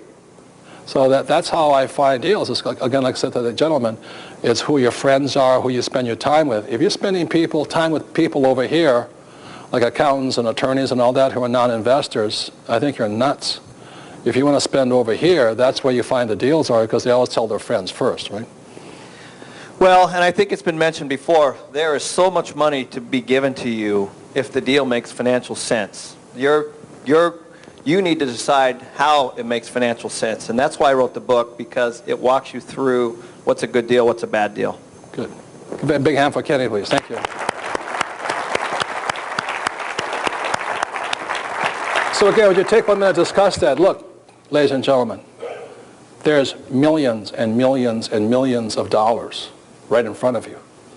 But if you haven't trained your brain because you only have academic or professional education and no financial training, then you'll always be poor. You'll always think, well, it takes money to make money, or I don't have enough education, or I'm not rich, and all this stuff. Unless you change what's up here, nothing's going to change. Like I said, this project took probably 20 minutes to spot. It's a piece of raw land, and this one was right across the street from where Kim and I live. You know, it sat right there. And the bank gave us the money for it. 100% finance, put $30,000 a month in our pocket. And the property has gone up in value, but we don't really care, because all we really want is every month is $30,000. Why we want $30,000 a month? Is because then we're free. We don't have to work for the rest of our lives. But we can do this time and time again. But we're active investors, not passive investors. You guys got that? You got to pay your dues. Put in your homework. Or you can be lazy like most people and say, well, how come you can't tell me about that deal? If I find a great deal, I'm not going to tell you. I'm going to buy it myself. Right? I mean, you should do the same thing. So please discuss that. You have to do the homework. Got that? Please discuss that really quickly. We'll move on.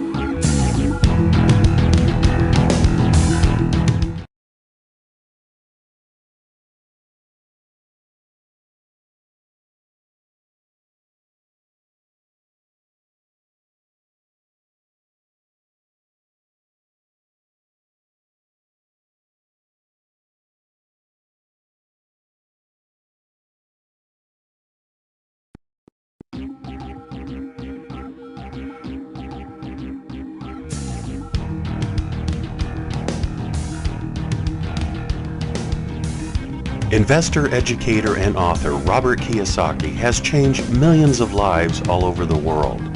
His book, Rich Dad, Poor Dad, has been on the New York Times bestseller list for over 5 years. We all know that the gap between the haves and the have-nots is growing, and Social Security and Medicare are in a financial mess. And just affording to live is getting expensive. So how does a person get ahead financially? The answer is raising your financial IQ and having your money work for you. Here's Robert Kiyosaki with Rich Dad's Teach to Be Rich.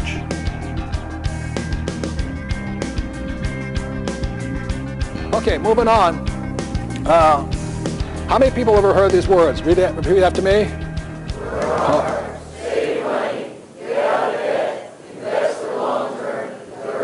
Okay, this is good advice if you have very little financial education, but it's terrible advice if you're financially educated.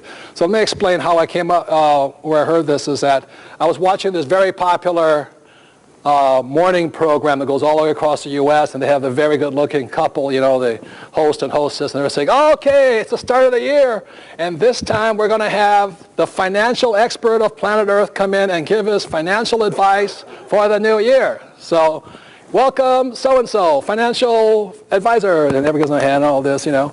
So this guy pops out, and this is 1999, and he goes, okay, ladies and gentlemen, my financial advice for the new year is work hard. Save money, get out of debt, invest for long term, and the young host and hostess go, oh, that's such brilliant advice, big hand, big hand, big hand, big hand.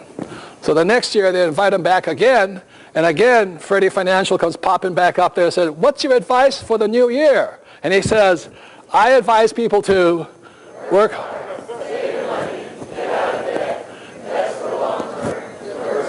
And again, the magical couple on the TV show, oh, wonderful, wonderful. Where does he come up with that great financial information? I just don't know where he comes up for it. Wonderful, wonderful, wonderful. Then after the year 2000, the market started to crash. Remember that? It started to go down. And so they invite Freddie Financial back on again. They say, and welcome for the new year. He's going to give us the advice of how to handle this tough financial situation. And so Freddie Financial comes out, and one more time he says, my advice for this year is,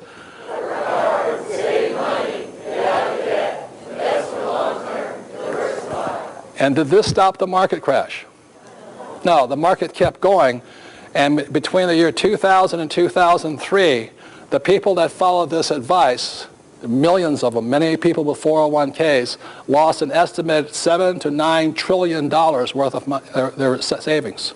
They got wiped out. That same period, Wall Street paid the highest bonuses ever to their people. To me, that's unconscionable. But the reason it's unconscionable here is most people think that this is investment advice, and what you'll find is primarily a sales pitch. It is not good investment advice. Now, I'm not saying don't follow it. I'm saying if you want to be rich, this is bad financial advice. And what I'll be going into is why I say it's bad financial advice. Number one, when you look at work hard, the reason work hard makes no sense is because most people work hard over here. The reason you don't want to work hard here is because the more you work for money, the tax laws are written against anybody who works for money. If you're a laborer, whether you're a doctor or a lawyer or an employee, the harder you work, the more money you make, the higher your tax bracket is. So these people get wiped out. The tax breaks are over here for people who have people work for them or their money work for them. That's the big difference. Save money is the next biggest one here.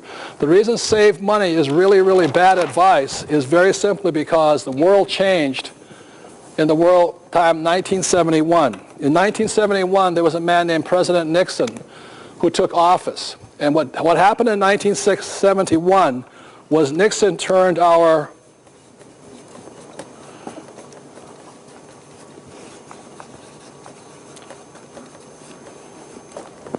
money into currency. So after 1971, we're no longer saving money. After 1971, we started saving a currency. And the problem with a currency is a currency is just printed by the government. It's called fiat currency. And what happened in 1971 was Nixon took us off what's called the Bretton Woods Agreement, which started in 1944 and ended in 1971. Up until 1971, the U.S. dollar was actually pegged to a thing called gold. I forget the exact dollar amount, but that's one of the biggest problems. So after 1971, our school systems forgot to tell people that we're no longer saving money, we're saving a currency. And if you've studied economics, this is what a currency is designed to do. It's very simple. Over 40 years, a currency is designed to fall. Let's say you have $1. A currency is designed to drop in value to about 5 cents. So you never get ahead financially because the dollar is dropping. So after 1971, you shouldn't be saving money anymore because you're saving a currency. Now somebody can say, well, how do you know this is true? Is the reason I know this is, I'm not saying this is 100% accurate because there's other factors to it, is my father's house purchased in 1967 or something was $50,000. And today that house is now worth $1.5 million. It's the same house. In fact, it's in worse shape now. But the house did not appreciate in value. What happened is the dollar depreciated in value. So the problem with the currency is it's always losing value. Now, the other way of looking at it is this, is how much has the dollar lost in the last 10 years, is this. You look at between 1995 and 2005, the way you can tell what your dollar is worth is very simply, it just kept coming down, the dollar. And what you can peg it to, or look at the next thing, is between 1995, gold was approximately $250 an ounce, and gold today is $500 an ounce. That means your dollar's purchasing power has gone down by 50%. So you've lost that much money by saving money. Now, the reason all of this can happen is very simply because the government can print money faster than you can save it. That's why Kenny was saying there's so much more money out there right now looking for places to put their money, yet people still save money, even though it's going down tremendously in value. The other way of looking at this is, the question is, when the president or the Federal Reserve Chairman gets on board, he talks about this word here. How many people have heard them say there's no inflation? Okay, how many people realize that things are going up in price? Okay, so the question is, how is it that our leaders can say there's no inflation? And the reason they can say that is very simply because the Federal Reserve Bank is only charged with tracking CPI, what's known as Consumer Price Index. The only thing they're concerned about is the price of consumer goods, i.e. this is consumer goods, this is consumer goods, my watch are consumer goods. Consumer good prices are coming down very simply because China is coming up. But what they don't tell you is this, is that the reason they can say that there's no inflation is because of consumer prices, but if you study basic accounting or economics, they are not charged with tracking asset value. So what's happening is asset prices are going up and consumer prices are going down. So the reason this is so important is if you look at it between 1995, oil, how much was oil in 1995? Anybody know? It was approximately $10. Today, 2005, it's about $60 a barrel. And they can say to you there's no inflation. And the reason they can say there's no inflation is because we have no financial education in our schools. We have basically a population that is financially not too smart, even though they have a good education.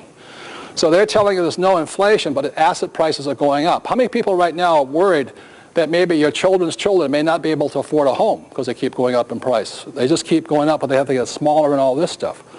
Because asset prices are going up, but consumer prices are going down, and that's why they can say there's no inflation. And that's why saving money doesn't make any sense. For one big reason, the government can print money faster than you can save it. On top of that, during this period of time when inflation was running, same time inflation was running at 50%, banks were paying you 1% interest on your money. And yet those financial advisors will tell you should save money because of the magic of compounding. Well, let me tell you, this is compounding a lot faster than this thing here. So I'm not saying that this is the truth. You know, watch the price of oil, watch the price of gold. If you see gold dropping to $100 an ounce, maybe you should save money. Or the government's not printing any more money. But this is stupid. To save money when these trends are going on, it makes no sense. That makes sense, you guys here? So that's why I don't save money. I've been saving gold since 1996. The other part about this right here is that between 1995 and 2005, these guys lost $7 to $9 trillion. The Economist, the magazine I subscribe to, The Economist said during the same period when those people were losing $7 to $9 trillion was the biggest financial bubble in the history of the world. That's why Kenny has made money, Scott has made money, I've made money. The reason we made fortunes is we were not in the stock market. We were not in savings. We were not in bonds. We were not doing what our financial planner said to do. We were doing exactly the opposite. And the reason it works differently here is because the people that were making money, if you look at it this way, the chart, the stock market from 1995 to 2005, the stock market went like this, spiked, and went down. Same period of time, Gold, oil, and real estate went like this. So the people that were in real estate, gold, and oil, basically commodities, made a fortune. The reason that happens is this, is every 20 years the market changes. So this market here in gold and real estate should go up to about 2020 and head back down again, and then stocks will come back up again. That's basically the running trends. But they didn't tell the investors who were in mutual funds that. That's why so many people took a hammering at that time. Now the other part about it is this, the people that won were the debtors, not the savers. How many people in this room wish you had bought more real estate in 1995? How many people wish you were in debt up to your eyeballs with real estate? You know what I mean? That's the difference there.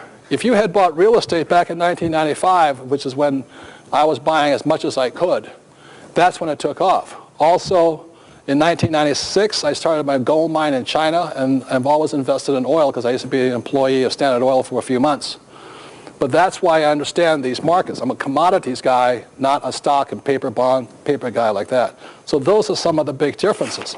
So the thing about get out of debt, this is really bad advice. To save money and to get out of debt when the market trends are going like this is really stupid. You should be getting into debt for something like this and getting out of debt for something like this. But one of the biggest lessons my rich dad taught me was the difference between there is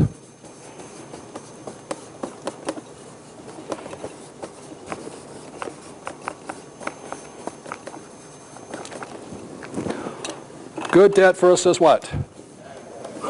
Hello, good debt versus what? Bad debt. Very simple as this. Good debt makes you rich, bad debt makes you poor. And as I said earlier, the reason that most people in the middle class and the poor are struggling is what they spend their money on, is they're spending money on things that are in bad debt, things that are consumer items, not asset items. And that's the big difference. So I'd like to bring up, this is a very important subject because debt goes both ways. I'm going to bring up another attorney friend of mine. He's one of Rich Dad advisors. This is Garrett Sutton. Garrett is he's written 2 books. One is Own Your Own Corporation. Right. Well, what I want you to have you talk about is the ABCs of getting out of debt. Okay. Americans love scores. All right. What's the Yankees score? What's the Lakers score? We love scores, but there's one score that you don't pay attention to enough, and that's your FICO score. All right. That is your personal scoreboard for borrowing money and using the credit system. And this book talks about how to maximize the system. Now on the chart there, a 450 score is low and an 850 score is high. What do you need for a 450 score? There are 2 things. Does anybody know what you need? A social security number and a pulse. All right? That will give you a 450 score. But if you have a 450 score, what kind of borrowing power do you have? 0. And you will find yourself paying more money for utilities, for auto loans, for all sorts of things you need to get by in our society today. So you need to know how to win this game. You need to know how to get your FICO score up to 700, up to 800, and then you can take advantage of our credit system. Could I say one more thing? This Sure. is the most important. The reason I wanted Garrett to talk about this is one of the problems with having bad debt is you don't get good debt. Well, and that's the point, is I want you to get out of bad debt so you can start using good debt. If you have a low FICO score, you're not going to be able to take advantage of the good debt opportunities. You need to get out of bad debt so you can get into the good debt program here that Robert's talking about and start improving your financial future by investing in real estate, oil, and commodities. Right. And the biggest problem with people with bad debt is this, is that they think that by borrowing money in this real estate market is the way to get out of it, and they just make the matters worse. I've met so many people who are trying to get into the real estate market or any kind of market or gold when they have bad debt. I say the first thing you should wipe out is that bad debt, because if you're a moron with bad debt, you'll probably be a moron with good debt too, you know, so you want to get out of both of it. And I've been in debt, you know, I mean, I've sold people. American Express has had me on their most wanted list at times, you know, when I lost a company back in the 70s. But it was one of the best things I ever did, was really work my way out. It was almost $1 million. It was almost working my way out of this was one of the best things I ever did, because it made me appreciate this, but it also made me a lot smarter. So. Well, and Robert, you and Kim provide the example of how you got out of debt the bad debt in this book. It's a great example. It can be done by anyone. There are simple steps you can take to get out of bad debt. Don't let people tell you, though, that it can be done in 30 days. It takes a while to get out of bad debt. $1 million took a while. It took a while. So the point is that you're going to use these strategies to get out of bad debt so you can take advantage of the good debt opportunities that are out there. Kenny, Scott, they both mentioned there is money out there. There are people willing to invest in good projects. Take advantage of that. Get out of bad debt, start using good debt. Thank you. Big hand for Garrett, please. Thank you.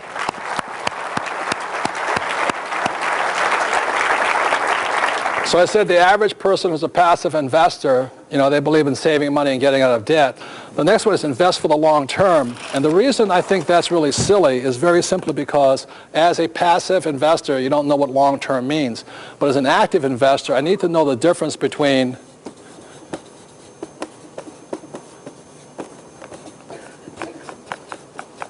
commissions versus what? Fees. And the difference here is this, is when I buy a piece of real estate, I may pay a 6% commission. But if I start investing in a mutual fund or one of those funds, I pay fees forever. So let's say I start when I'm 25 and I go till I'm 65. Every quarter or every year, I'm paying a fee to the mutual fund company. With real estate, I pay it once, and that's all I have to pay. So I don't mind a person making money, but what I object to, anybody, if they're taking fees and I'm not making any money, I think that's highly unethical.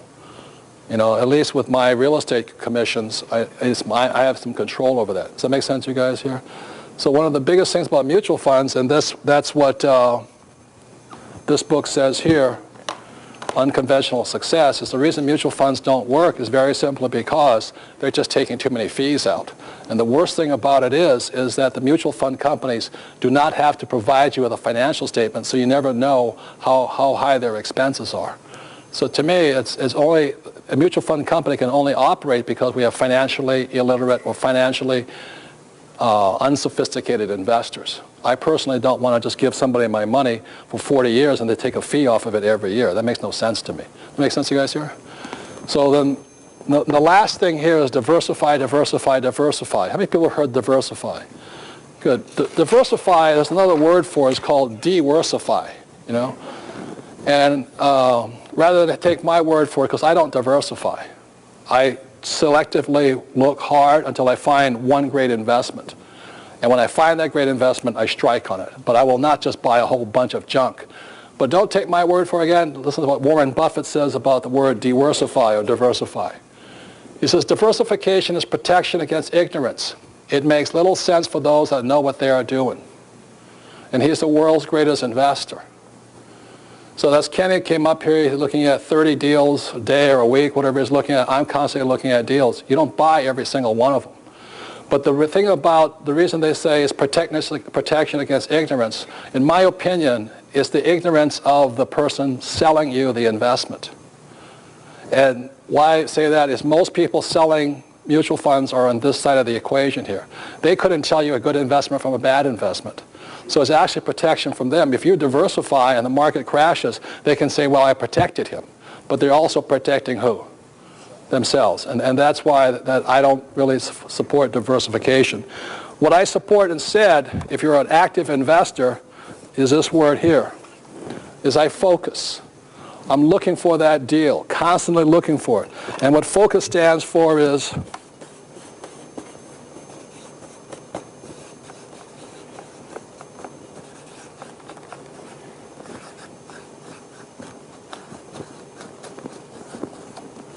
follow one course until successful. And what I mean by that is there's several things. Is I look until I find what I want. But also when I was learning how to be a real estate investor, I stayed with it until I was pretty good at it. And then I moved on to some other kind of investment. I don't diversify. The problem with diversification is this, is if the market crashes and you get wiped out in your 401k, your retirement plan, your financial planner will not give you a money back guarantee. So let's say it crashes when you're 55 years old. By diversifying or following this advice, you're not any smarter than when you started. You have no experience, so you cannot recover. Does that make sense, you guys here? So I'd rather learn to invest and focus and buy what I want to buy, even though I make some mistakes early on in my life, and that way I don't have to make the mistakes again. So that's a very big difference. So let me just say this much. If you have low financial education, follow this advice. Work hard, save money, get out of debt, invest for long-term, diversify. This is great advice for passive investors who just turn their money over to somebody they hope is smarter than they are. But if you want to be an active investor, then you focus, you follow one course until successful. So just say it one more time, as I did real estate for a long time, and then over here on the fast track of the cash flow game, I started doing IPOs, I started funding companies. I just kept practicing, but I stayed with it until I was successful. And that's the difference. The reason I stay back with real estate, I enjoy it, and bankers give me a lot of money for it, so it's nice and easy, and it's really easy to find a deal. I'd like to give credit for the person that gave me this. My rich dad always said focus, but follow one course until successful came from a group called Winners Camp in Hawaii, where they take young people and they train them to focus, not diversify. So basically that's why this advice here I think is very bad financial advice if you're an active investor, but it's very good advice if you're going to be a passive investor. And that completes this part of the section, and when we come back we'll go into how to have more control over your investments. Thank you very much.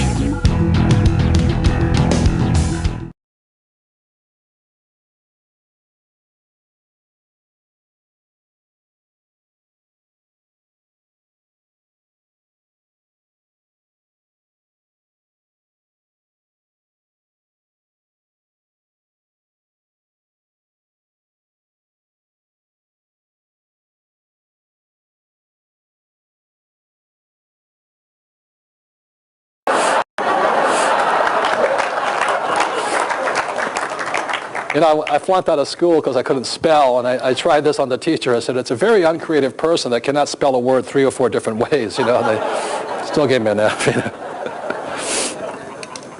And if you teach a person to fish, you feed them for what? Life. And that's from Sunday school.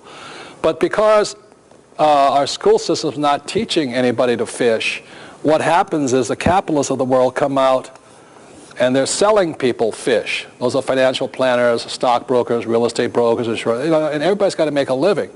But if you look at the word sell fish,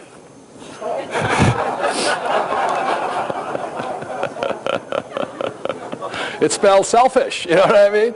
And that's my whole complaint, is because exactly as Scott was saying, is that people will come up and they'll only sell you what they make a commission on.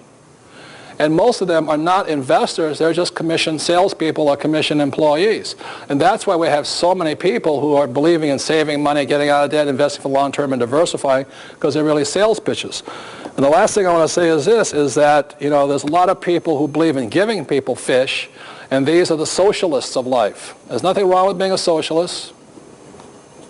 I can't spell that either. But my rich dad said it was the Robin Hood theory of finance. You know, take from the rich and give to the what? Poor. As my rich dad said, the problem with giving poor people money is it just manufactures more poor people. You know, from the president on down, they all expect somebody to give them money all the time. So he says the problem with being Robin Hood, take from the rich and give from the poor, is Robin Hood is still a crook. You know, and a lot of people think he's a nice guy and all this, but he was still a thief for people.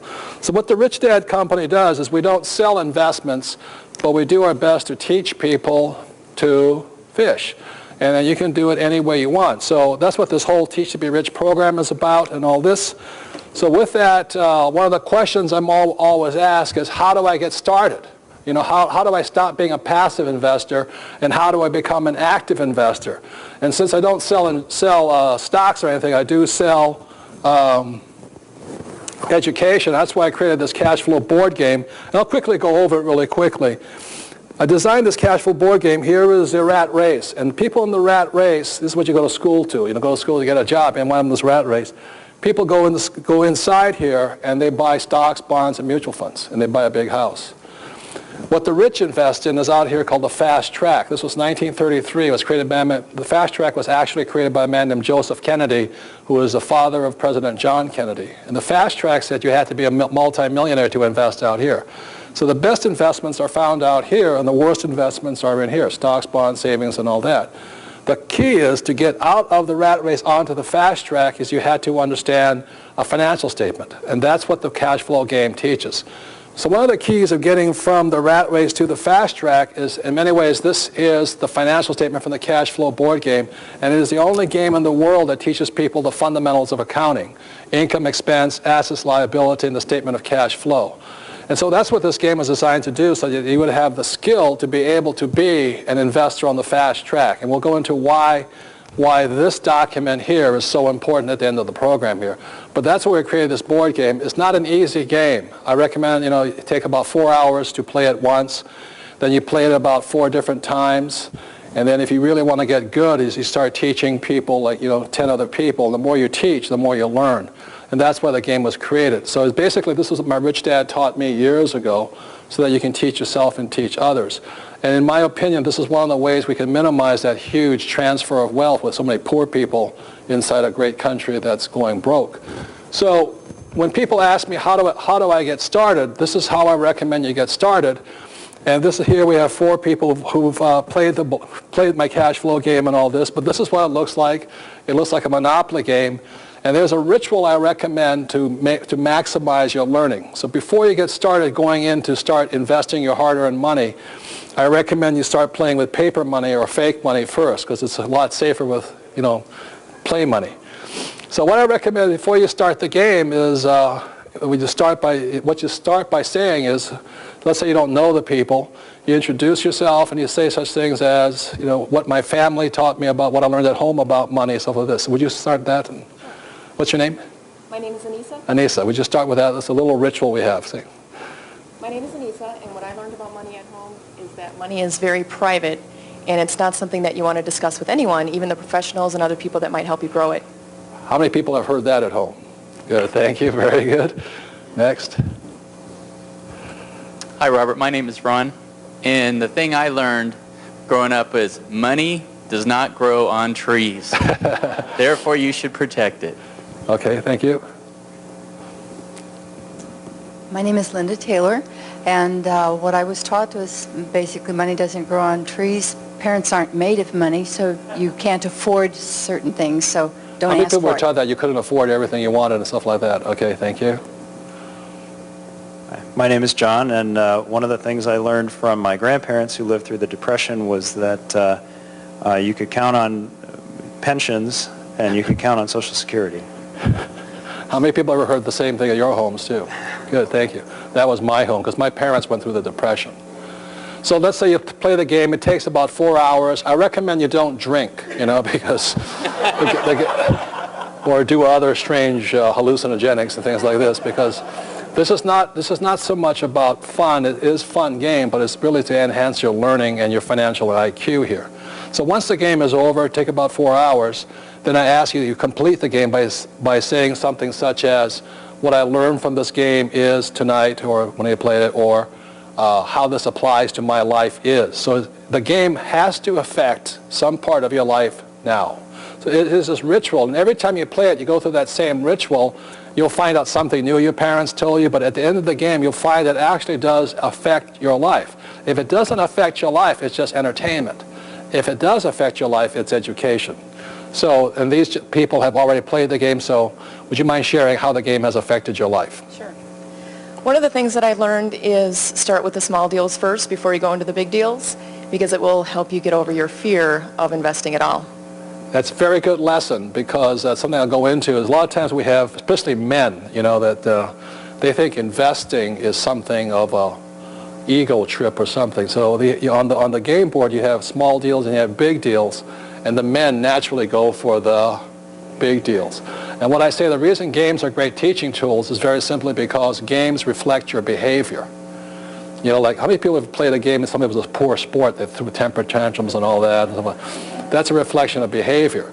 So with guys, I always see it. They always go for the big deal. They may be flat broke, but they want to play Tarzan or Rambo of investing, and they go for that. Okay? Yes? The thing I learned is when you play this a few times, it actually messes with your emotions when you start looking for deals. You see them in the real world, and it starts just pulling at you. I think it helps you deal with the emotions of doing deals. That's right. It's a very big point, because as Warren Buffett says, if you cannot control your emotions, you cannot control your money. And so one of the main reasons people are not financially well off is they let their emotions either get to them. You're like, oh, I just got to have that dress, you know, or I just got to have that new car. Or a lot of times for parents, the child will come up to you and say, oh, you know, I got to have this. And the parents emotionally, you know, give to their kids and all that. So as Buffett says, if you cannot control your emotions in this game, you cannot control it in the real world. So that's a very good life lesson there. What I learned was the difference between earned income and a passive income, and working for income is not very much fun, but having your money work for you is. Right. Earned income is you working for money, which is the highest taxed income, and passive income is your money working for you, which is the lowest taxed income. So just learning that makes the game tremendously valuable, because at that point, she starts to change the way she thinks, and she starts looking for passive income deals rather than working harder. As I said, one of the reasons of working harder is tough is because the more you work, the higher tax bracket you go into. If your money's working for you, you can pay zero taxes legally. And I do emphasize the word legally, you know, because you don't want to go to jail, because it's easier to make money outside of jail than inside of jail. What's you learned from playing this game? The biggest thing that I learned is that you have to invest for cash flow, because without that, you'll never get out of the rat race. You'll never win the game. That's a very good one. The difference between cash flow versus capital gains. Both are important. And if you're a very successful active investor, you'll invest for both of them. But most people are investing for one or the other. So that's how you start the game by saying what your family taught you, and you end the game with what you learned, and that's what makes the game valuable. Give a big hand for these people here. Thank you.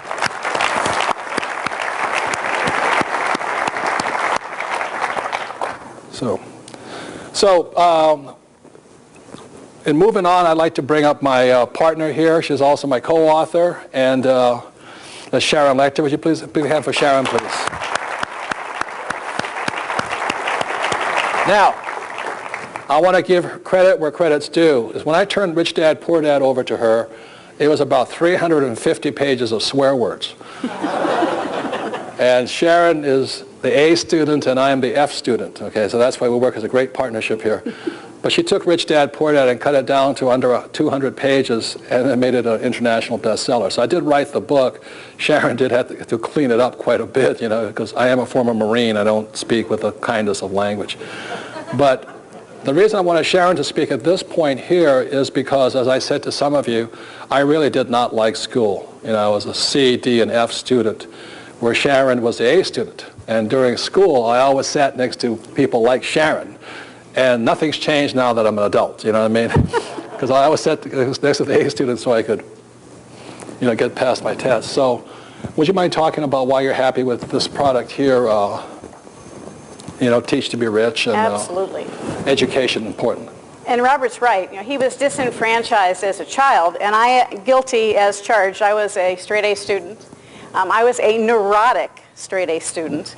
And I am now a recovering A student. So if any of you would like to join my club. But my passion came not from my experience at school, because I was one of the few that could excel in that environment. Don't know why. But I have 3 children with Michael, and all 3 of them struggled in that school system. So how many of you are parents? How many of you had parents? Thank you, like 100% participation. I saw my children lose their interest in learning. How many of you can agree with that? Okay. Our world has changed. We as parents have changed. Our school system has not changed. And I get very emotional about that because that is my passion. And we've built this company to give an alternative, not only to you, but to you as parents, as grandparents, as aunts and uncles, to help change the future of our children. Because if they stay in school, they will not get financial education unless you provide it to them. We have a lot of initiatives that are starting, and there are some wonderful teachers out there, teachers that are seeking this information, but not enough. And as parents, we didn't do what we needed to with our children, and I want to make sure the information is there for you as parents to provide a valid future for your kids. And this is really, as we talked earlier, is a new era for Rich Dad. Because it's not just about you making money. It's about you not only learning how to bring financial freedom to yourself, but also how you can bring that financial freedom to others. And we talk about team sport. As a straight-A student, you did not want to make a mistake. How many of you can relate to that? The fear of failure. Even if I made it, I wouldn't admit it. How many of you are guilty of that? You know, I'll find an excuse and justify it any way I can because I want to be right. That was pounded into me. But I also learned in school that you had to go it alone. How many of you know that feeling? You have to do it by yourself. That's what we teach our children. However, I was the popular kid at test time. I had a lot of friends the few days before tests, and it's the group, it's that the advisors, being able to work together. And this information helps you, gives you the type of education that you've heard today from Robert, and you're going to continue hearing it, about why straight-A students aren't all rich. I love the section that says, don't teach pigs to sing. What she's talking about here is this, is I would not have written a book on education if it wasn't fun. And I wanted to make it really fun, but also you have to be very careful on who you taught. So that's why I said don't teach pigs to sing, because how many people have ever tried to teach something to somebody when they didn't want to learn it? You know, it's really frustrating, it's demoralizing. That's why I have that. But make it also fun, you know? Absolutely. And I just want to tell a quick story because we have so much more to share with you.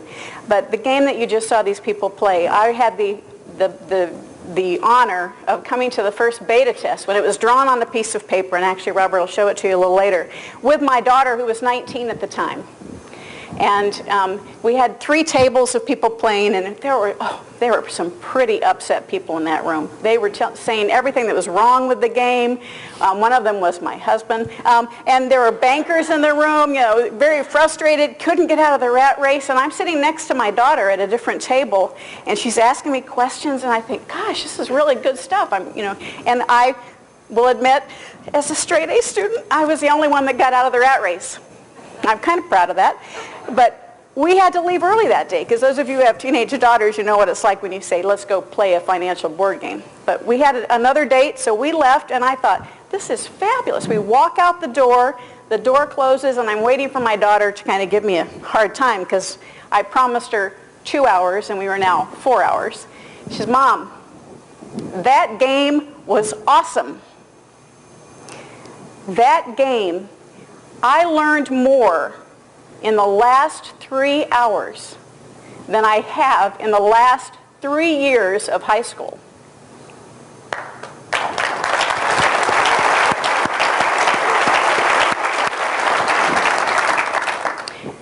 I had just met Robert and Kim that day. But I had been working with the school systems inside the system, which is frustrating, very frustrating, to get financial education into the school system for about 5 years. And it was the day that I met Robert and I saw that game that I knew Cash Flow, the board game, the Rich Dad information can change your life, but most importantly, it can change the future for our children.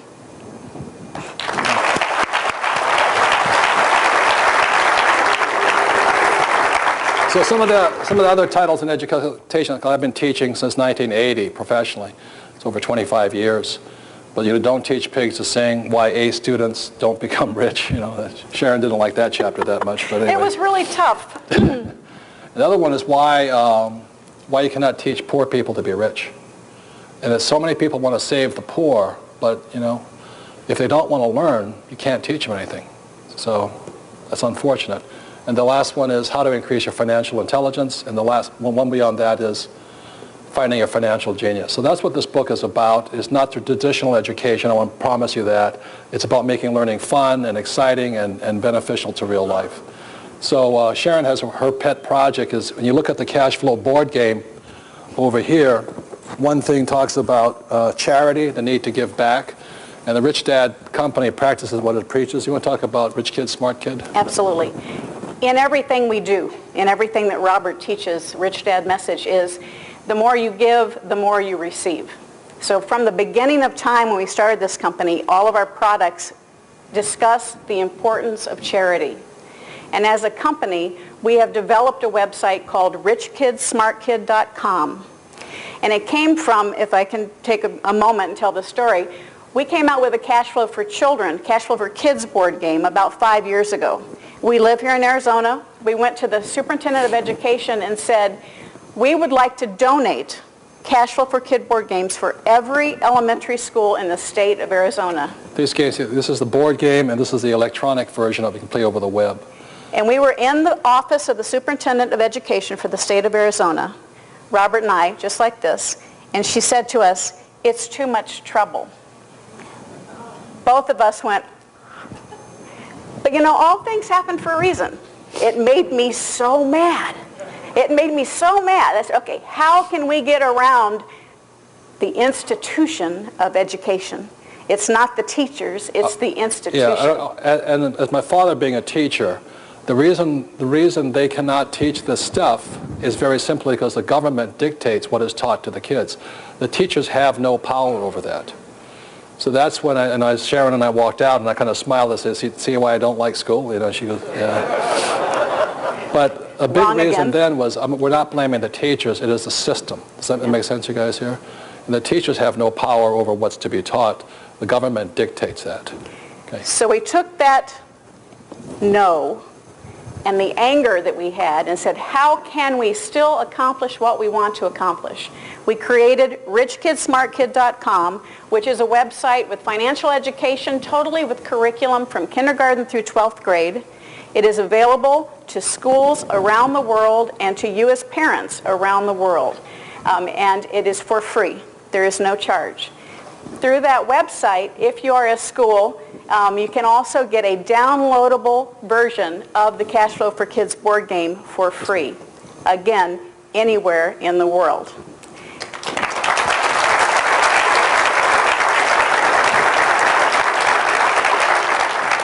So 15 months after we got a no, through another direction, the electronic website, Rich Kid Smart Kid, was available to every student in Arizona around the system through their desktops. So we turned it, and then we're able to leverage that and offer it to the world. And I'm very happy to say we've had over 2 million students play Rich Kid Smart Kid. Yeah.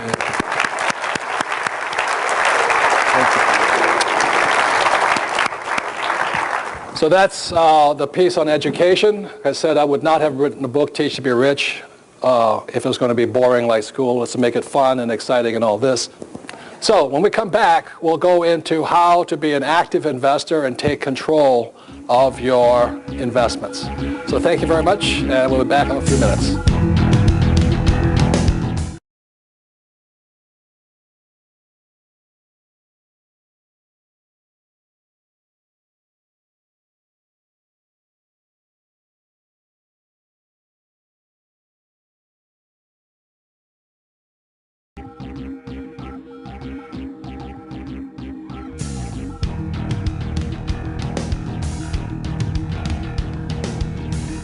Investor, educator, and author Robert Kiyosaki has changed millions of lives all over the world. His book, Rich Dad, Poor Dad, has been on the New York Times bestseller list for over 5 years. We all know that the gap between the haves and the have-nots is growing, and Social Security and Medicare are in a financial mess. And just affording to live is getting expensive. So how does a person get ahead financially? The answer is raising your financial IQ and having your money work for you. Here's Robert Kiyosaki with Rich Dad's Teach to Be Rich.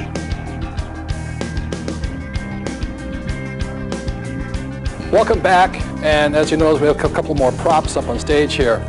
But going into it quickly is in 1974, as I said, the world changed. In 1974, employees had to become investors through the 401k and mutual funds and all that. And unfortunately, our school systems don't teach us much about finances or how to invest. And because they don't teach us much about it, most people think investing is risky. And what they fail to understand that investing isn't risky, being uneducated is risky. Well, my rich dad said, there's no such thing as a bad investment, there's only bad investors. Well, there's no such thing as a risky investment, there's only risky investors. And the reason I say that, as a professional investor, you can ask Kenny, we're always looking for bad investments. We're not looking for good ones. You know, because a bad investment's where you make your money. Because that's what we do, it reduces your risk. So really what risk is this, is no control.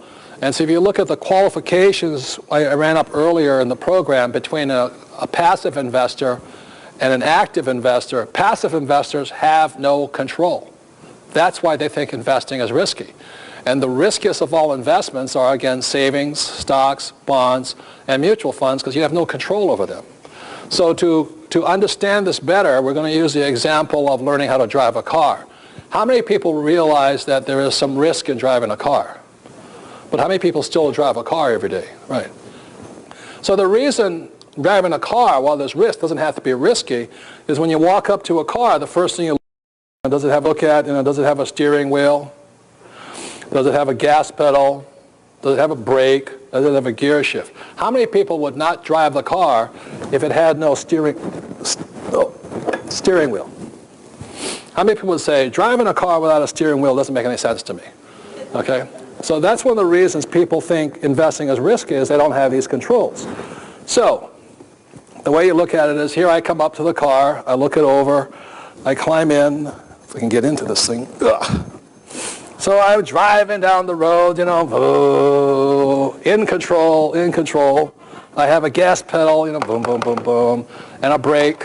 And the brake, you know, I go forward, stop. How many people have ever driven a car without brakes? How many people found it an exciting experience? I have. Woo, like this. And you have a gear shift over here because it's going to go forward or you go back. And all of these things give you control. So those are the 4 basic controls, and there's 2 more controls you've got to have. One of them is you've got to have a driver's license, which proves you took driver's ed, you passed the test. And the last control is proof of insurance. So if, let's say, you're driving down the road, having a good time and all this, and all of a sudden you hear, bing, ding, ding, ding, ding, ding, ding, ding, ding, ding, ding. The policeman comes up to the car, and being a good policeman, what's the first thing they ask you for? Driver's license and proof of insurance. So those are the 6 basic controls you got to have. Now, what happens to most people, because they don't have education, or, you know, in their investments, they're driving down the road, you know, in mutual funds, and there's no brakes, there's no...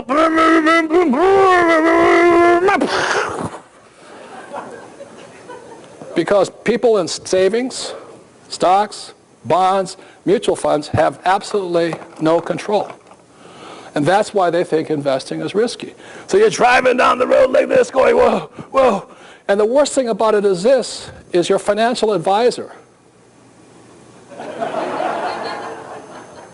Do they have any control? No. You see, your financial advisor or the big company they work for, let's say it's XYZ Investment Banking Company, they have no control either. So they're telling you to diversify, to invest for the long term and all this, because they're driving down the road like this. And what it really looks like is this. Your financial advisor is this. Oh, I tell you what, I can't see the marketplace, but I tell you, stocks should go up, you know, and the third quarter should be a little bit better. And this is what most financial advisors are telling you. Why? Because they have no control. And the reason they tell you to diversify is to protect them, because they have no control, and neither do you. Does that make sense, you guys here? And so as a professional investor, as a active investor, the number one thing is control. Got it? So let me see if I can get out of this wreck now. Jesus. Oh, my goodness. Oh. Yeah. I broke the car. Oh. When you go into, when you have no control, what a professional investor is looking for, there's 6 things. 6 things in driving a car, 6 things as an investor. First is income. I want to control income. Second is expenses. 3, asset value. 4, liability. 5, financial education or the management. Do you realize, and 6 is insurance. Do you realize Most people cannot call the mutual fund manager and say, I don't like what you're doing. Do you realize most people cannot call Bill Gates, the CEO of Microsoft, and say, I don't like the way you're managing their expenses at a company. What's this new jet? Why'd you hire that worthless CEO? Why don't you hire somebody else? And the reason, so what a professional investor is looking for is control of these things.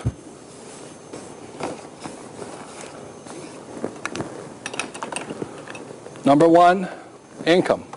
2, expenses. 3, asset value. 4, liability or debt.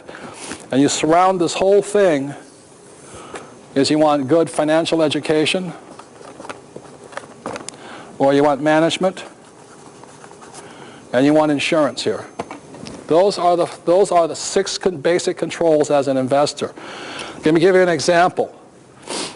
Let's say I buy a 2-bedroom, 2-bath house, and I want to increase its income. One thing I can do is I might be able to borrow a little bit of money, add a 3rd bedroom and a 2nd bath or a 3rd bath onto it, and what that does is increase my cash flow. That's an example of improving or taking control of this thing. If I call Bill Gates, like I said, and I say, Bill, I don't like that new jet you bought, what's he going to say to me? So what? Or I call my financial mutual fund guy, the man, like a Peter Lynch or something like this. They're not going to take my phone call. They don't have to tell me any controls here. So these are the 6 controls an investor must have. And that's what makes the very, very low risk. One last point I'll bring up, and then I'll bring Kenny and Garrett up here about insurance and all this, is that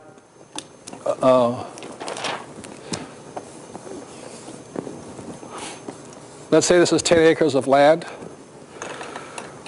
What the value of a property is when I look at this here depends upon who I am professionally. Let's say I'm a farmer.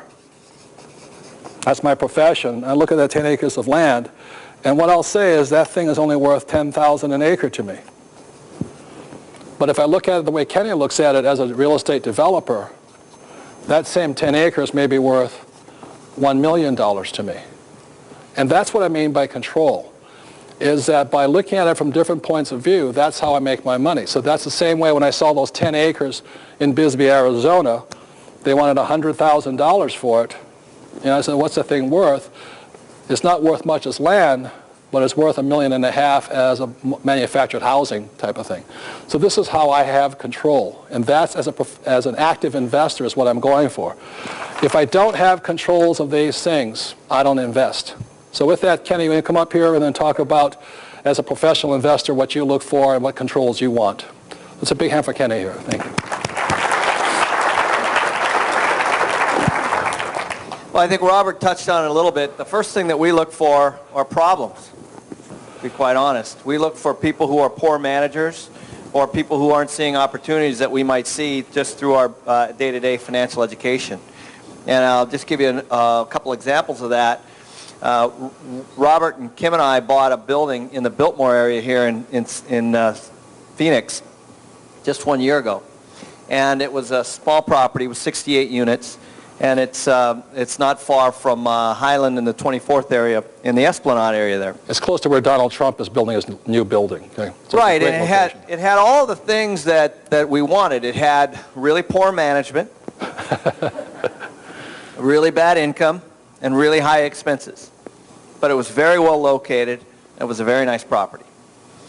What had happened was the owner was absentee. In other words, he was treating the property like an investment instead of a business, because really real estate is a business. If you don't have the proper team around it, it will go down in value. So this investor lived in Mexico and hadn't been to the property in a long time and had been through many different management companies, and the property had had a very poor history of occupancy. So what we were looking for was the opportunity piece. In other words, it had really low income and really high expenses. And the reason it had low income was because the management had not followed the systems. They had put poor tenants in, people that weren't paying rent, etc. And the reason it had high expenses was because of the low occupancy, they were having to spend money on the advertising and things like that that happen when your occupancy's low.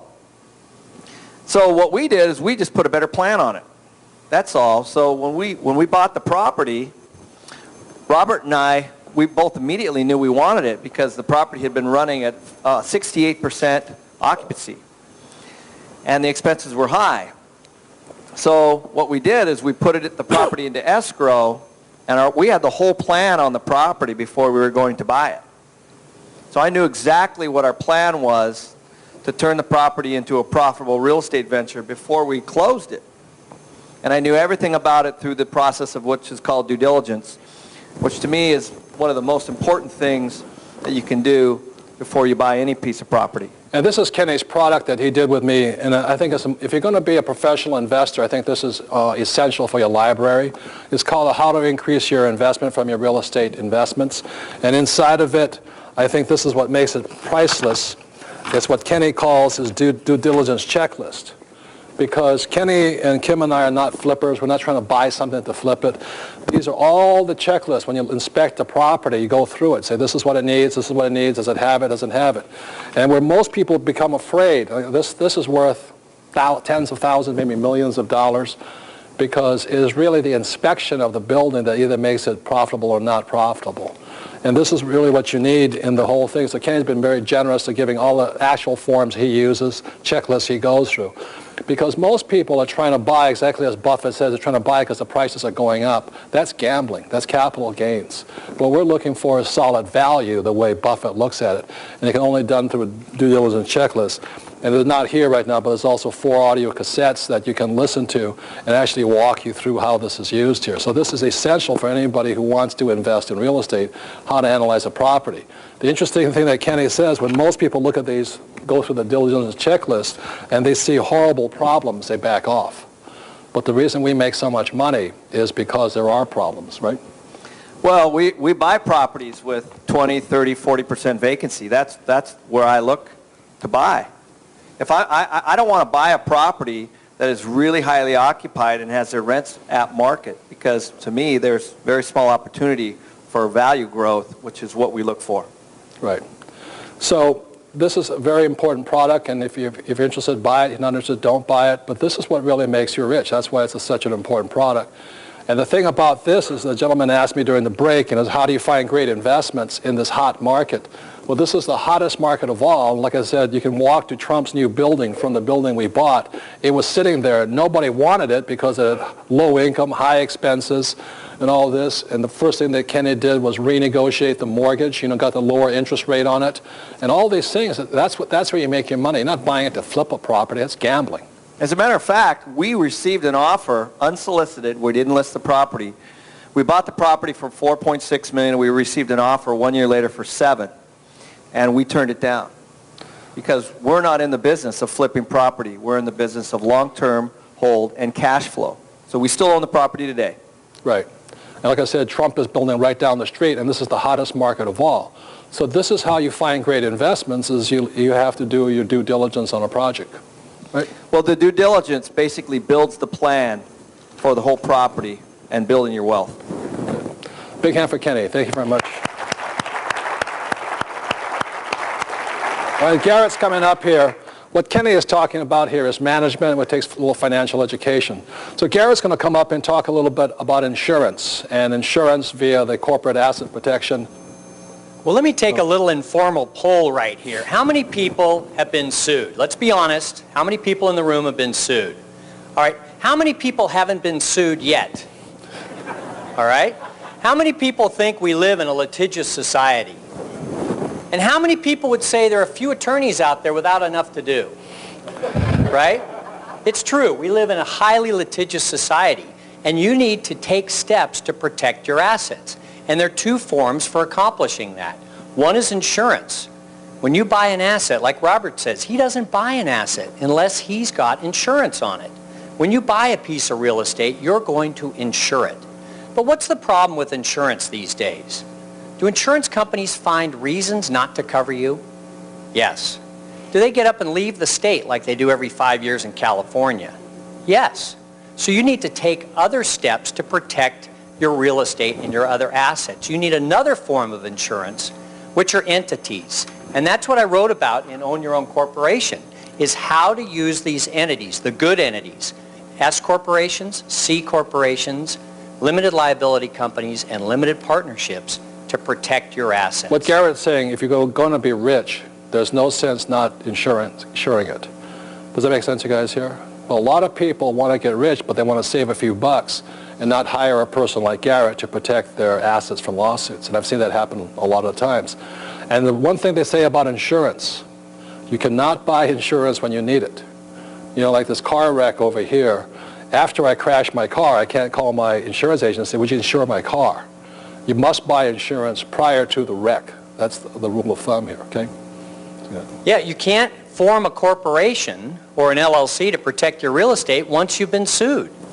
It's too late at that point. So you need to take steps right at the start. When you're looking for that first piece of property, you need to take steps to protect it using the right entity. So can I say something about that? As my poor dad always said, he was really proud of it. And this is a poor man's thinking. My house is in my name. My car is in my name. How many people have things in your name? Okay, that's poor person's thinking. You want nothing in your name if you're planning on being rich. If you're planning on being poor, keep it in your name because nobody's going to bother you. Well, and the attorneys can take it from you. Right. So, sure, leave it exposed. But if you plan to be rich, if you plan to pass these assets on to your kids or your charities, you need to set up the right entities at the start. That's their own corporations. So what are the worst, because what are the worst corporations or worst entities? Well, the worst entity, I call it the good, the bad, and the ugly. The bad entity is a sole proprietorship. Offers no asset protection at all. If you operate a business as a sole proprietor. And do a lot of accountants recommend people be sole proprietors? Yeah, they do. I don't know why. Well, they don't understand the nature of our legal system, whereby if you operate as a sole proprietor, you're completely exposed. And the reason accountants do that is because a lot of them aren't rich, and they're not planning on being rich either. They're basically workers. Well, a lot of accountants, with all due respect to Sharon Lechter, a lot of accountants will ask, how much money are you making in your business? And if you're only making $10,000 or $20,000, they'll say you don't need to incorporate. But that's the wrong question to ask. They need to ask, how much do you have to protect? You have a house, you have a bank account, you have other assets. You want to protect those assets from business claims that can come your way. If you operate as a sole proprietorship, all those assets are exposed. Okay. So the worst is a sole proprietorship. What's the second worst? Well, the worst is a general partnership, because that's liability times two. Not only in a general partnership are you responsible for your own mistakes, but you're responsible for your partner's mistakes. You may not have agreed to a contract. You may have been 1,000 miles away when that contract was signed. And yet, as a general partner, you are equally responsible for everything that happens in that general partnership business. Good. So how much does it cost me to employ you to write me well, first of all, why do you recommend Nevada and Wyoming? Well, Nevada and Wyoming have very favorable asset protection laws. The LLC laws in both states provide great asset protection for individuals. And it's explained in the book, but basically it's the charging order procedure that gives you a great deal of protection. As well, in Nevada and Wyoming, there's no state tax. They offer a great deal of privacy, and there's no information sharing with the IRS, which can be of benefit to some people. Right. There's no information sharing. You want to look me up, they won't tell you who owns the corporation. Right. Which is good. And then most people recommend Delaware. Why don't you recommend Delaware? Well, Delaware has some extra fees. You have to do some additional reporting, whereas Nevada and Wyoming, it's much more streamlined. There's less requirements with one of those types of corporations, Nevada and Delaware. Delaware is great for the Fortune 500 company that wants a body of corporate law, a well-established court system. But for the majority of people who are protecting their assets, they're going to use Nevada or Wyoming. And so how much does it cost to hire a great attorney like you to set up let's say an LLC for me? Well, Robert, that's one of the things that's interesting. This is not expensive. It is only $695 plus the state filing fees to set up a corporation anywhere in the U.S. So it's not expensive. If you go to an attorney and they say it's going to be $2,000 to $5,000 to set up an entity, shop elsewhere, because it's not expensive. You can do this and consider it like insurance. It's just a payment you'll make, a low annual payment to make to protect your assets. And the other question is this, is that You have to, update it every year, or you have to have a meeting every year. How much does that cost to do that? Well, we charge a flat fee of $150 to prepare the minutes. You can do it yourself. The problem is a lot of people don't. So for $150 a year, your corporate books are kept in shape, and you're not going to have a problem with someone trying to pierce the corporate veil and go after your personal assets. So after this, let's say $700, it costs you $150 after that. That's really, really good insurance, because as Garrett says, you can't buy insurance after you're sued. And they can come and take everything you want after that. So my wife and I have multiple S and LLCs and Cs. You've done a good job. Yeah, they can hit one, they can't take it all, which is what we want. And without mentioning names, is the last thing, is there's somebody peddling something that you think is really wacko? Well, there's a fellow out there that's peddling limited partnerships as the be-all, end-all, and he gives 100% guarantee of asset protection. And in all good conscience, you cannot make 100% guarantee on this. Yes, you can protect yourself. Yes, you can be better off using a corporation or an LLC than by going it alone. But no one can give 100% asset protection guarantee. So, anyway, let's have a big hand for Garrett. I think Thank you. Thank you. And last but not least, for this thing, I know it may sound like a lot to you, taking control. A lot of people say, well, I don't want to fix toilets. I don't want to do this. So you don't ever take control. On our investments, Kim and I do not fix toilets, because these hands were not made for work, you know what I mean? So anyway, with that. So I want to bring up Kim, and she wants to speak to the women and how to start. And this is, all part of how you get started. And this is my sweetheart, Kim. Let's have a big hand for her, please. And I know she didn't marry me for my money, because over 20 years ago when we met, I was flat broke because I lost another company and all this. And she was one of the few women with the beauty and the brains, but she had backbone to, to put up with all we went through to build our fortunes again. So I thank you for that. Thank you. Thank you, Robert. Robert and I just celebrated our 19th wedding anniversary. We've been together 22 years. And I did good, huh? I did good. We both did good. We both did good. But I've got to say, it definitely has not been boring. And actually, Robert talked about how much debt he was in. I didn't understand good debt or bad debt at that time, but we actually celebrated when we hit zero. We popped the champagne on that one. But Robert's talking a lot about control, and my concern is that there's so many women out there today that feel out of control when it comes to money and when it comes to their financial futures. And I am a huge proponent of women getting involved in the world of investing. And more importantly, my passion is really to encourage and educate women to take control of their financial lives and ultimately to become financially independent. Because there's a lot of women I see every day who are depending on somebody else, be it a man, be it a family, a company, or a government, to take care of them financially. And times have changed. Why don't you tell them the story of your mom and all that, and why you were so adamant about it? Yeah, well, what drives me, what Robert's talking about, is there was an incident that happened when I was very young. And I was 14 years old, and I came home from school one day, and I walked in, and my mom and her best friend were in the dining room. And I kind of heard them talking, and I walked over there, and I could see that my mom's friend was really upset, and she was crying, and my mom kind of, signaled me to, just leave us alone. And so I went away, but I didn't go too far, and was listening to this conversation. And the gist of the conversation is my mom's best friend's, her husband was leaving her for a younger woman. And she was distraught, she was crying, she was upset. She's like, I can't believe this is happening. And I kept listening, and then I heard her say something that just really struck me. And my mom had asked, did you realize what was happening? And she said, my marriage has not been good for many, many years, but I stayed because at least I was taken care of financially. She said, I was too concerned that if I left, I didn't know how to take care of myself. And I was 14 years old, and I heard that, and I went, wow. I'm like, here's this woman, she's in a terrible marriage, she's miserable, yet the only reason she stays is because financially she doesn't know how to take care of herself. So at 14, I made the decision I was never going to be dependent on somebody else for my financial future.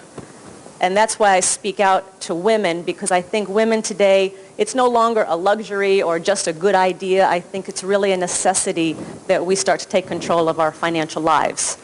Would you agree? Right. Thank you. So if I could say, because we had Kim follow Garrett, is Kim has her own corporations.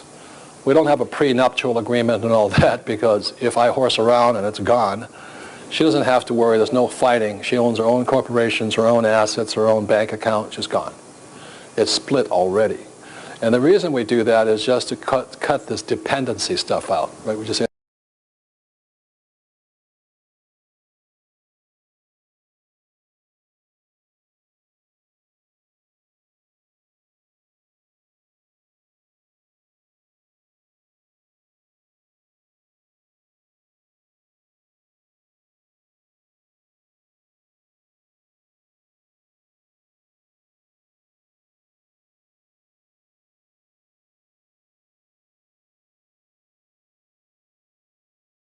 That's true. Oh, absolutely. Right. So she's, in many ways, Garrett knows she's a lot smarter than I am today on this stuff anyway, because she wants to make sure that she's independent. So she has her own corporations. I have my own corporations, my own investments, and things like that. Well, you wouldn't want me dependent on you.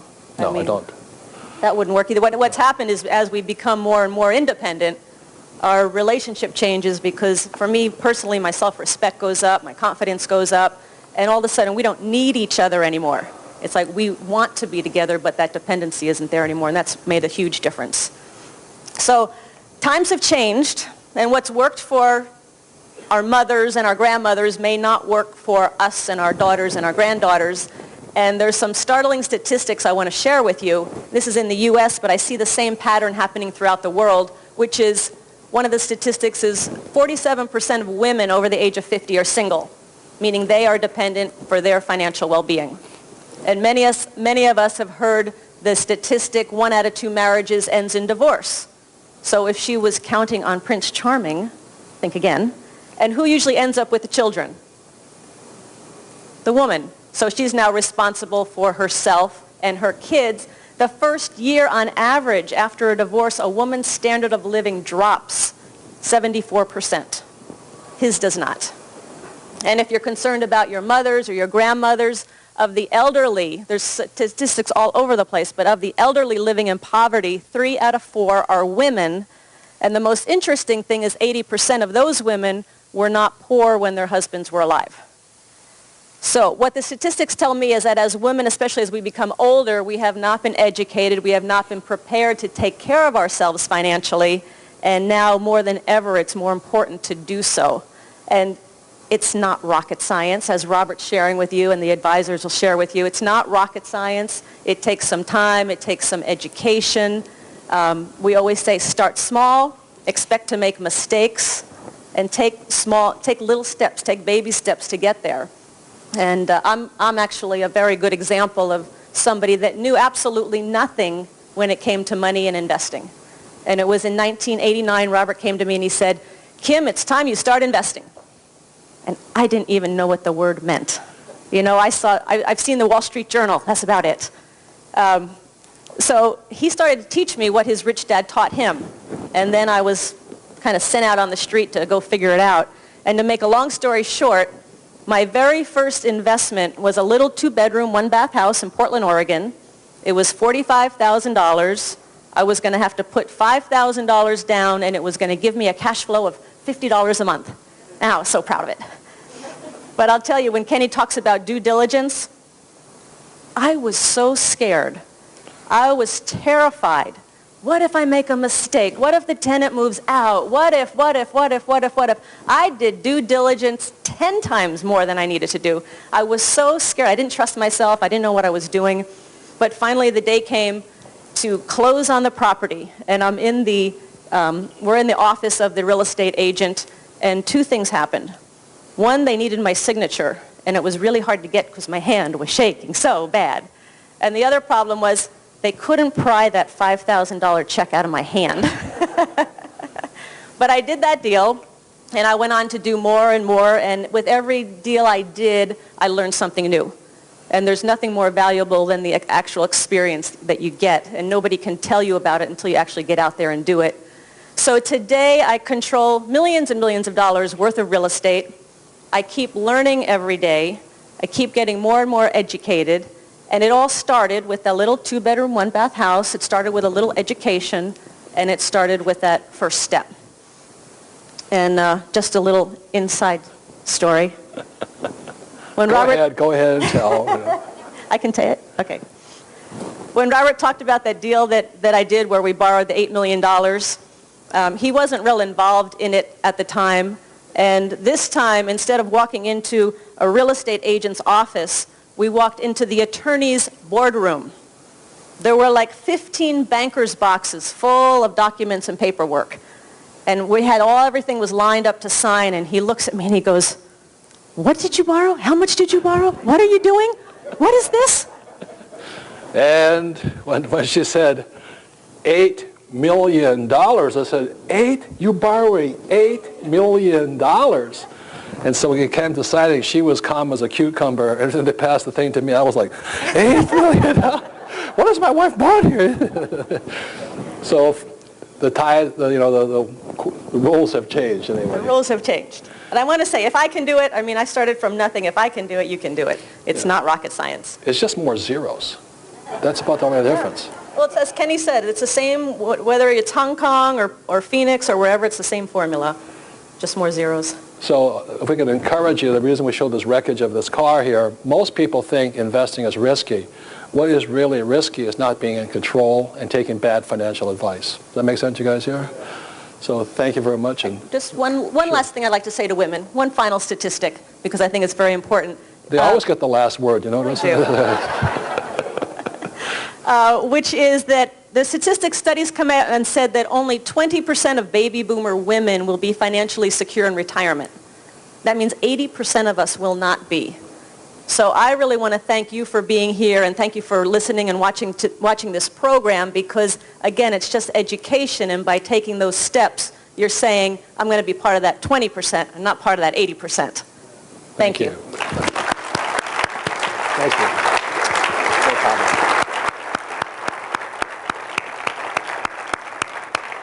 Okay, when we come back, we'll go into how to listen to good advisors, because as I said, I didn't do well in school, but I always surround myself with very smart A-student advisors. And I'll have my advisors, they'll be talking about what they do and how you find good advisors for yourself. So we'll be back in a few minutes. Thank you very much.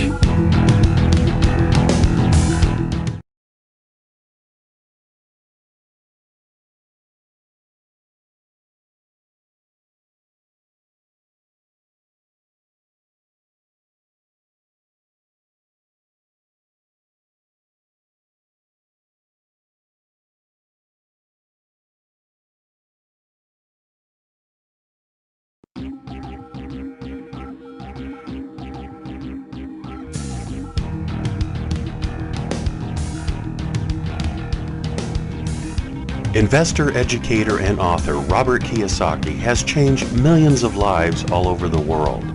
His book, Rich Dad, Poor Dad, has been on the New York Times bestseller list for over 5 years. We all know that the gap between the haves and the have-nots is growing, and Social Security and Medicare are in a financial mess. And just affording to live is getting expensive. So how does a person get ahead financially? The answer is raising your financial IQ and having your money work for you.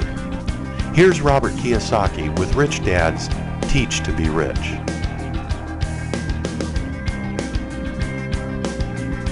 What I'd like to go into really quickly for a while is the ES, the B, and the I. And as you may notice, that one of the ways I am successful is because I did very poorly in school. And because I did poorly in school was I learned to cooperate and hang around, like I said, smart people. So one of the reasons I am successful is I'm smart enough to not hang around with what I call losers. I don't mean to be disrespectful, but my time is very important to me. How many people in this room hang out with people that actually bring you down? Good. You know, that you may love them, and nothing saying is right or wrong with that, but I need to get on with my life and my work. So that's why I've been very careful who I spend my time with. So before we bring Sharon up here, and we're going to talk about this quadrant really quickly. Are you ready? Let's have a hand for Sharon, please. Now, Sharon is a CPA, known as anything with a CPA. Would you mind telling them the difference between E's, S's, B's, and I tax-wise, the 43 Tax Act and the 86 Tax Reform Act? Absolutely. How many of you would like to pay fewer taxes? Okay, then you have to move to the right side of the quadrant. In 1943, employees lost half their paycheck before they saw it. It was the Withholding Act. So all of you who have been employees or are employees know that little word called net pay. You think you're making one thing, but you're actually making your net pay because the government takes its share before you get yours. So you're not really able to spend what you earn. You earn it, you get taxed, and then hopefully you can live on what you get what's left. The 43 Act was called the Current Tax Payment Act, and basically it meant the government gets paid first. But as a CPA, can you do anything for an E? There's absolutely no tax planning that an employee can do that will help you get to the right side of the quadrant. And the reason I want Sharon to start first is because taxes are our single largest expense. Like I say, in 2005, I will spend more, pay more out in taxes than most people will earn in their lifetime. So I'm not against paying taxes. I just want to pay as little as possible. Right? Right. And then there was the Tax Reform Act of 1986. And it was something that eliminated what few tax benefits were still left for highly paid professionals, doctors, lawyers, architects, accountants. It took it away. The A students, justifiably so, got theirs taken away, And the C students are intact here. However, this is now my line, the A students, the E's and the S's, if they are smart, will start working on the right side of the quadrant, starting a part-time business, buying that piece of real estate, because that's how you build wealth. On the left side of this quadrant is you working for money. So the only option is another job or more clients. And the more successful you become, the less time you have. On the right side, the people on the right side, the business owners, the investors, they wrote the tax laws. So the tax laws were written for the rich, and therefore they benefit the rich.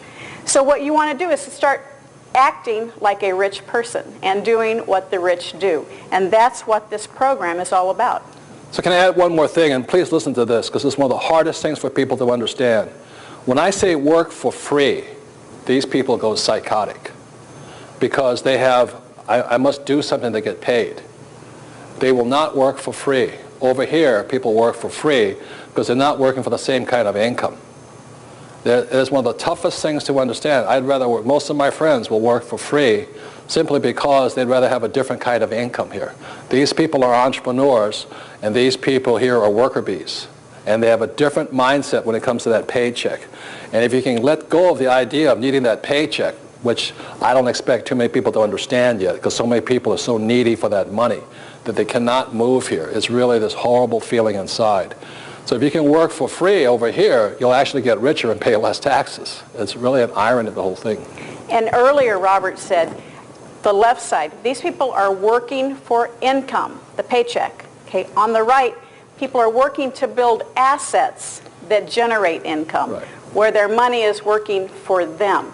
And that's the biggest difference, and that's the way to wealth. And you can be operating in two different quadrants, but you must start operating on the right side of the quadrant. This is where the tax breaks are. I can pay zero taxes. And like I said earlier, the problem with the 401k, when you put a 401k as a passive investor, you're still taxed like an employee. I mean, why would you want to do that? It makes no sense to me. But they don't tell you that in school. They say 401k is a good idea. As a rich person, 401k actually makes no sense. It's too risky. My banker won't lend me money. I can't get insurance on it. And that the government taxes me on it. It's ridiculous.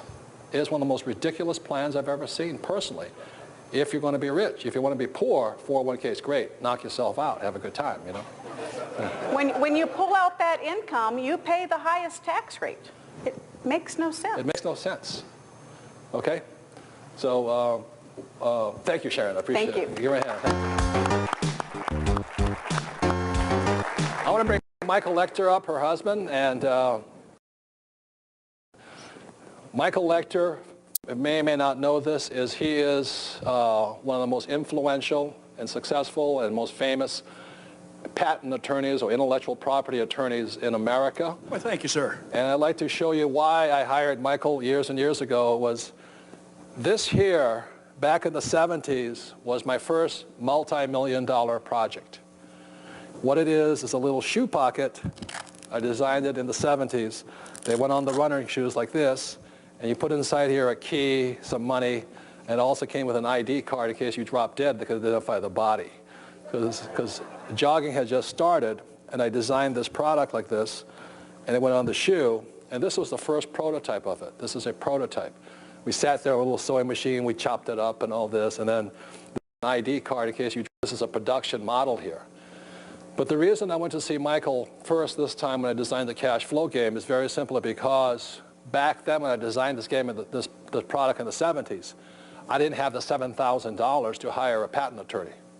So I figured since I was good at marketing, I could outgun the market. And so I came out to market with this product. I made Playboy magazine, Gentleman's Quarterly, Runner's World magazine. My two partners and I were in our 20s. We became multi-millionaires, went straight to the top. There was only one problem, is we didn't protect it. And soon after we came out with this, my nylon and Velcro surfer wallets took off also. The whole business exploded on us. And because we were successful, the crooks came in or the copycats came in. Well, it's not their fault, it's my fault because I didn't see Michael at first. Does that make sense, you guys here? For $7,000, I could still be a millionaire. But we went straight up and we went straight down trying to save $1 million. So this time, when I designed the cash flow board game, I walked into Michael's office with this, and he's the first person I see.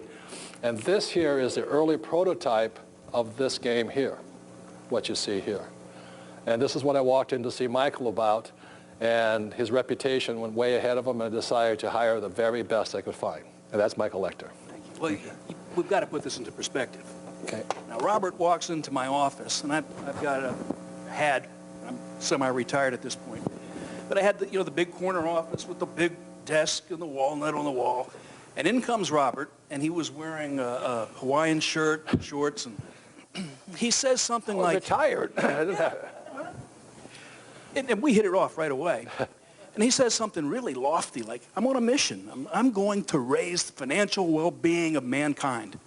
And I'm looking at this guy, and he cleans up pretty well. But I mean, you should have seen him. And I'm going, okay, well, I hear you. So what do we got? And he pulls out this roll of paper, and he spreads it out on my desk, and it was the prototype for the cash flow game. And you know what? Mission accomplished. He has actually raised financial well-being of mankind. Because this game's now in how many different languages? Oh, Lord. I've lost track. 30 or 40 languages, is that right? 15 games, 44 books. 15 games. The books are in 44 different languages. Anyway. Now, and just to let you know how far it went is my books, the Chinese Communist government recommends 20 U.S. books. We have 2 out of the 20 they recommend. So that's how much it's. And the books are referred to as the Purple Storm. You see a book in black and purple, what's the first thing you think? Rich Dad. And that didn't happen by accident. That was all by design. You know. That's called a trademark, and you're building your reputation. Again, you're building intellectual property assets. This is the point is that, Michael, your book here is this, is protecting a #1 asset. And when people says it takes money to make money, that's not really quite true because your greatest asset are your ideas. And so I took the word Rich Dad and we made it a brand, a trademark. How much would you say Rich Dad's worth today? Oh, wow. In the hundreds of millions of dollars? That's how much the name is worth because Michael protected it all over the world. And what did it mean 10 years ago? Nothing. You had a wealthy father. Yeah.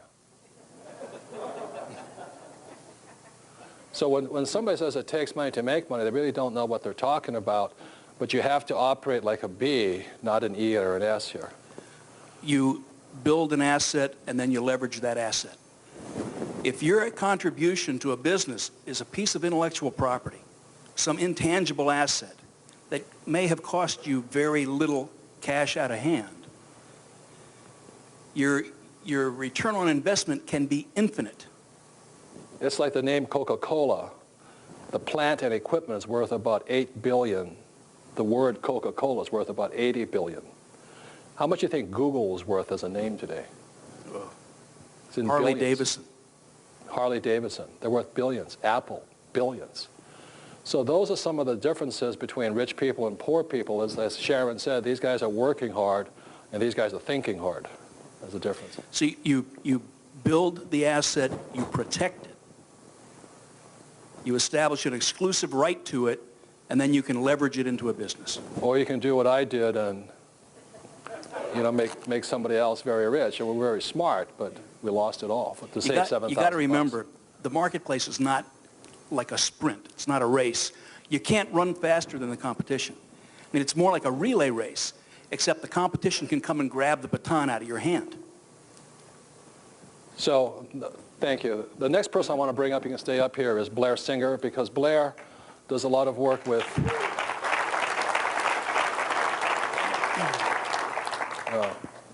these two products. Like I said, the first thing my rich dad said to me when I was going to become a B in 1974 was I had to learn how to sell, and secondly is how to build a team, right? These are Blair's two books. Absolutely. And how many people in this room have ever had at least what you would consider to be at least one, like Michael says, at least one good idea? How many people have ever had more than one? But how many people have ever met somebody that had a good idea, didn't make any money with it? How many know somebody like that intimately well? And see, and one of the things, and when we did the advisor series, one of the first advisor books was Sales Dogs, because the number one skill in business is you got to be able to sell. How many people here have ever tried to get your point of view across to somebody else and they totally didn't get it? How many people realize it was their problem? You see, and so one of the things that keeps people from moving from the left to the right side as a business owner is three primary skills. Number one, you got to be able to sell.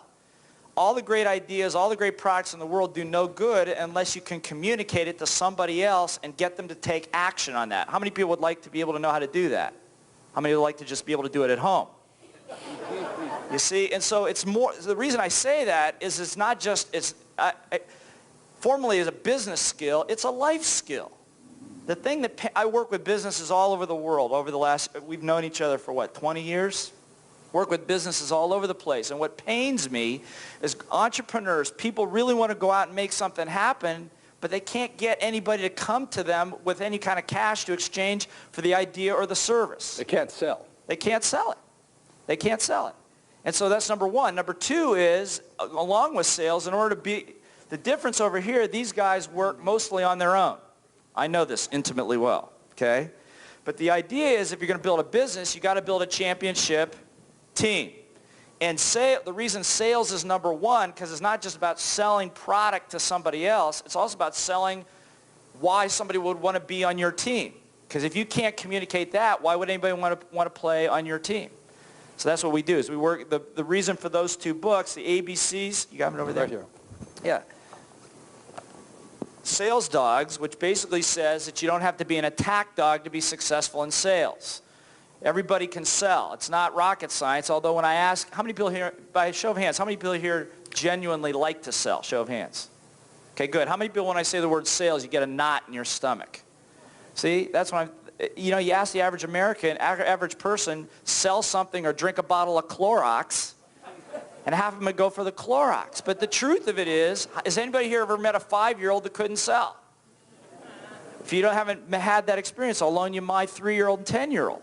But the truth is, it's a critical skill. If you want to build wealth, if you want to build a business, got to be able to sell and be able to attract a great team, set a code of honor, a set of rules in place so that you make sure that everybody's on the same agenda. How many people have ever been part of a group where everybody had their own agenda? You see, and one of the things that's held Rich Dad together all these years is that Robert, Sharon, Kim, myself, all the advisors have a very strict code, set of rules, what it takes to be on the team. So I'll give a plug to an organization that's called the Network Marketing Industry. Some people call it multi-level and all this. And I wrote a book to support them. I'm not in the business. I don't make my money that way. But it's called The Business School for People Who Want to Help People. And the main reason I recommend network marketing is I had the benefit of going to the Xerox Corporation to learn how to sell, professional sales training. Most people don't have that ability. So a network marketing company, they're training you to be a business owner. And the number one skill they train you in is how to sell, how to communicate. They don't like to say that because most people have this negative attitude towards it, but it's a great training ground. The problem with getting a job with Xerox is if you can't sell, they fire you. And one of the things about network marketing companies, if you can't sell, at least they'll work with you. But you have to put in your 2 bits here. So that's why I wrote this book, The Business School, and support an industry that's actually teaching the same skills my rich dad said were important to me with business skills. So if you're going to move from E to S to B and I think you have to learn how to sell. And I'm a very shy person, but I actually learned how to do that. So thank you, Blair. The last 2 people I want to bring up, I'm going to bring up Sharon and Garrett really quickly because they do this little shtick for me, which is important.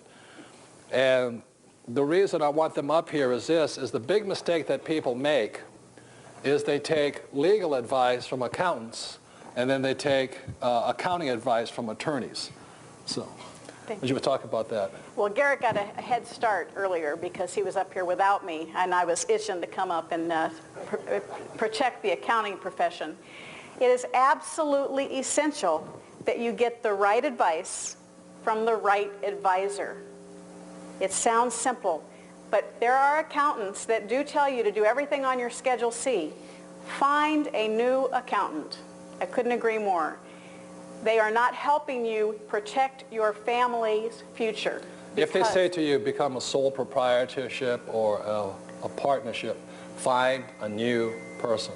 They're giving you bad asset protection advice, right? That's absolutely correct.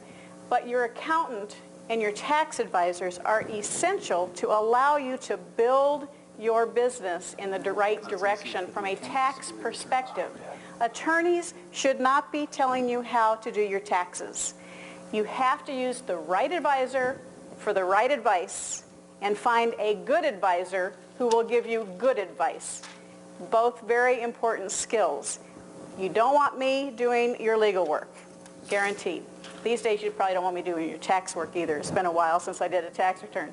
But you must get competent tax advice. It helps you grow your business quicker. Many of you in this room right now are paying too much in taxes because you're not getting competent tax advice. I did, even and I knew this stuff. Got excellent tax advice, and we were able to structure ourselves in a better format to save income tax because there are only a few people that can stay current on everything. Exactly the same way. Garrett came to us and said, you need to change where you're doing your incorporations. Wyoming is now the place you need to be going. I'm not going to argue with him. He's the expert. Thank you, Garrett, because it protects us. And when I have somebody come up at events and talk to me and ask me legal questions, I send them to Garrett. And when Garrett has somebody come up and ask tax questions, I think he sends them to me. Your turn. You're absolutely right, Sharon. You don't want me doing your tax return. Please, I am not a tax attorney. I don't do taxes, but I do work really well with CPAs and people who understand the tax system. And that's what you want to do. That's one of Robert's messages. It's a team sport. Business and investing are a team sport, and 2 of the key members of your team are going to be your attorney and your CPA. And what I do in my practice is frequently I will get on the phone with the client, the CPA, and myself, and we'll have everybody there on the same phone call. We don't need to be in the same room. In some cases, we're talking on a conference call with people spread around the country. But you need to have those 3 people on the phone at the same time. What happens so often, and Sharon, you've seen this, is an attorney will say, that's a tax question, go talk to your CPA. And the CPA will say, well, that's a legal question, go talk to your attorney. And you play this phone tag game, and nothing ever gets done. So by having everybody on the phone at the same time, in as little as half an hour, you can make decisions and move forward to protect your assets and to save on taxes. It's a great way to go. So if I could, in conclusion, I would say, if you're an E or an S, all you need is financial planners, and that's about it. And exactly as Scott McPherson says, they're going to sell you stocks, bonds, savings, mutual funds, and get out of debt, because that's all they can sell you. Over here, these are my advisors. I don't have a financial planner per se. What I am is a B and an I, and I play the game a little bit differently. So if you're going to be successful, I strongly suggest knowing the differences there. Because every time I meet a financial planner, they always tell me the same thing. Work hard, save money, get out of debt, invest for long term, and diversify, and naturally buy stocks, bonds, mutual funds, and things like that, because that's what they sell. And if you're going to be an active investor, you need a different team than people who are passive investors. Is that true? Absolutely. And if I could just add one little piece of just incredibly good path to follow, is you want to find somebody who is an advisor who has already done for another client what you have done. You don't want to have them learning on your dime. As we have grown more successful, we've had to change certain advisors because we needed advisors who had already been there and had clients bigger than us.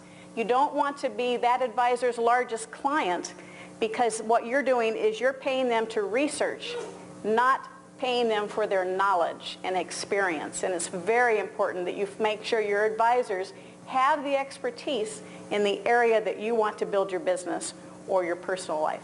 As I got wealthier, I had to change my advisors and things like this, so I pay more, but their advice is more important. If you're poor, any advice will do. Okay. So that's the big difference here. So let's have a big hand for our advisors.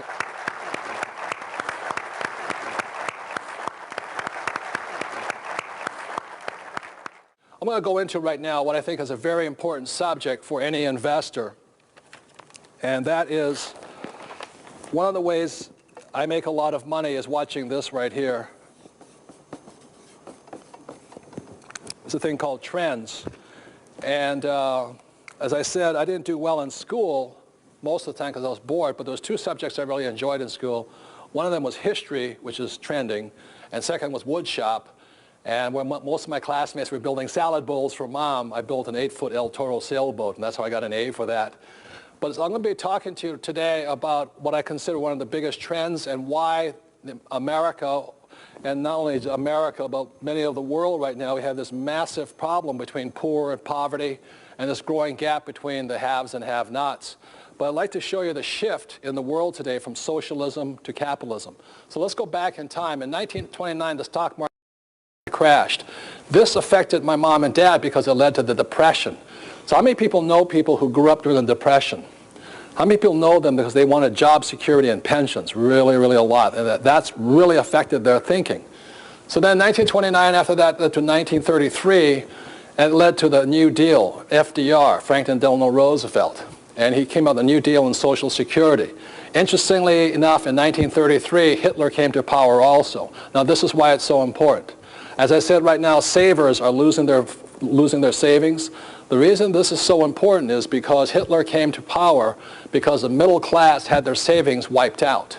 And the same thing is happening right now, is that if 401ks and pensions don't work and savings don't work, it may bring rise to another type of political party. So in 1933, two guys were elected, FDR, Hitler. And the other thing that's interesting is on the cash flow game, as I said, in 1933, this is what they formed here, was called I call the fast track. And in 1933, a man named Joseph Kennedy, father of John Kennedy, created this here, investments only for the rich here, because they wanted to separate the poor and middle class from getting into the better investments or the riskier investments. So that's why 1933 is a very important year. The next year is 1943, as we said, the Current Tax Payment Act. Because we were in World War II at the time, and the federal government needed so much money,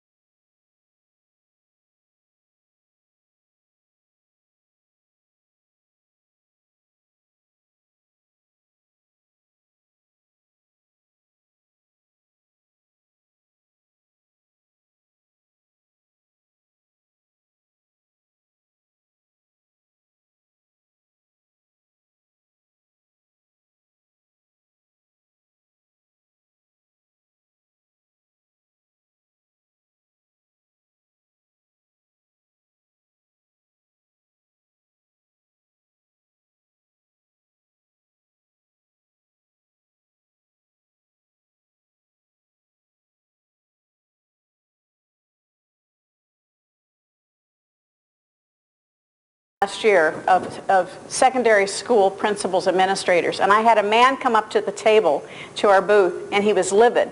He was a principal of school. He says, "This is what's wrong with our school system. We're playing games. We should be teaching them reading and writing and arithmetic." And I'm going, please play it. The same guy now has ordered games for his district. So again, reading and writing is at the bottom, and that's still what we're doing in our school system.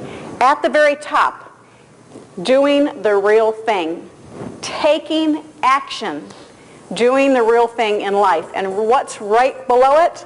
Simulating the real thing, playing the game, playing cash flow. When I saw this, I stopped the meeting we were having at Arizona State University, called Robert, and said, "Robert, you will not believe what I've just seen. This is going to be the beginning, the middle, and the end of Teach to Be Rich, because it validates his life of teaching."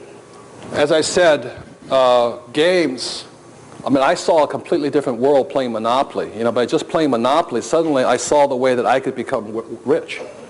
And it had nothing to do with school and all this. It's not to say that reading and lecture are not important, but it's to say this is the way we learn the most. You know, I've learned by playing games.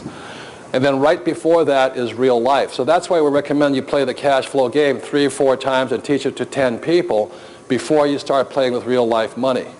The last thing I want to say about real life is this. One of the reasons A students are not successful in the real world, not all of them, but a lot of them aren't, is because what they learn in school down here is not to make mistakes. So they're really afraid of the real world, and they stay in the corporate world, the world of academia. How many people know people who went to school at age 5 and they're still in school today? You know, that was my poor dad. He only did well in school, so he stayed there. He had no idea what the real world was about because he was afraid of making mistakes. So that's how it affects the whole thing. So when you read, when you get this book here, you can study this cone of learning right now, but you can see the worst ways of learning are reading and lecture, and the best ways of playing games and by doing the real thing. And that's why we created the cash flow game, was to not only for you to learn, but to help other people learn. Because when you play a game, it's mental, emotional, physical, as well as spiritual learning. Because it involves all of your senses. So it's also why this product, Teach to Be Rich, is going to be a larger book. It's going to include the DVDs that we are recording with you today. It's because we want to walk the talk. It's experiential learning. And experiential learning is simulating the real thing and then doing it and learning from your mistakes. Yeah. I'd like to bring one of my best friends, Blair Singer, because you have a son who's like me in school, right? Yeah, Ben. Yeah. Why don't you tell him what's happened to him? Well, Ben is one of these 10-year-old boys in school that have a hard time sitting still. Has anybody here ever met one? And as a result of that, he's had difficulty in some of the traditional reading, writing, and math stuff at school. As a result, we've had him play, we played cash flow game with him, the kids version, but he got a little bored with that and decided that he wanted to play the adult version. And I have to tell you right now that my son Ben has probably played the cash flow adult version of the game at least 20 or 25 times. He typically gets out of the rat race in about 20 minutes. Most adults takes 4 hours if ever. Takes 4 hours. But what's interesting about it is here was a kid who had a hard time with reading, special programs, the teachers had concern, problems with math, all of this stuff. But what he learned in the cash flow game is he now, when doing the financial statements, we actually took the financial statement to his reading coach, and they said, who wrote this out for him? They go, he did it. Because he's doing it, his writing is legible, his math is perfect. He went from I didn't tell you this, he actually went from doing, he's in 5th grade, went from doing 4th grade level math, he's not doing 7th grade level math because it has relevance to him now. And True.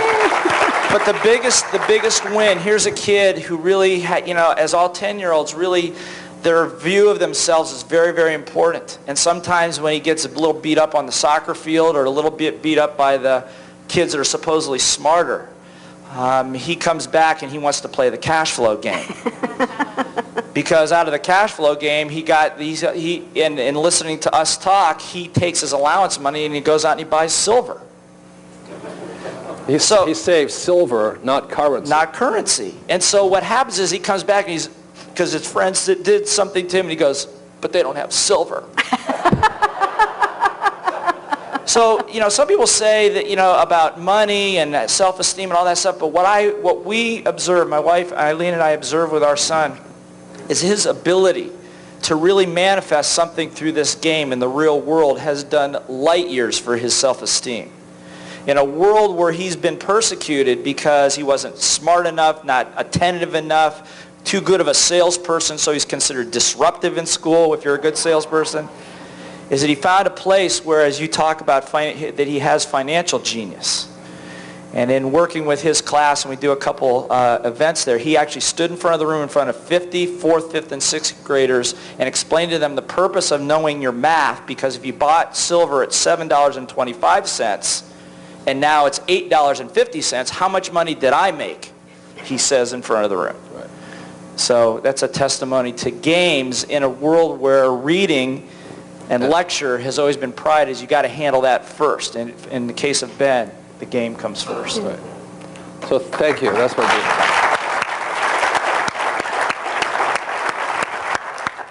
do. So again, that's why I created this product. But I'd like to end with this thought. And my thought is this, that every single one of us has a genius. Okay? And as I said earlier, it was only until I went to school that I think I was stupid. I didn't know I was stupid until I went to school, and the teacher started labeling me that. And I started looking at that, I said, this is really quite, ridiculous. And it was my rich dad again who really kind of helped me with it and all this. He says, there's people with different kinds of geniuses, but we all have one. Let me say it this way. Every animal has a special advantage. For instance, a cheetah can run fast, a bird can fly, and a cockroach you cannot kill. Everything. Every one of God's creatures has a special genius, something unique that's for them. So if a cockroach has one, why not you? That's the way I look at it. So my poor dad, who was a school teacher, also said to me, my poor dad didn't like school either. He was trying to protect their genius. He says, what the word genius comes from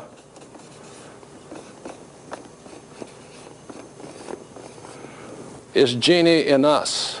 It's that magic.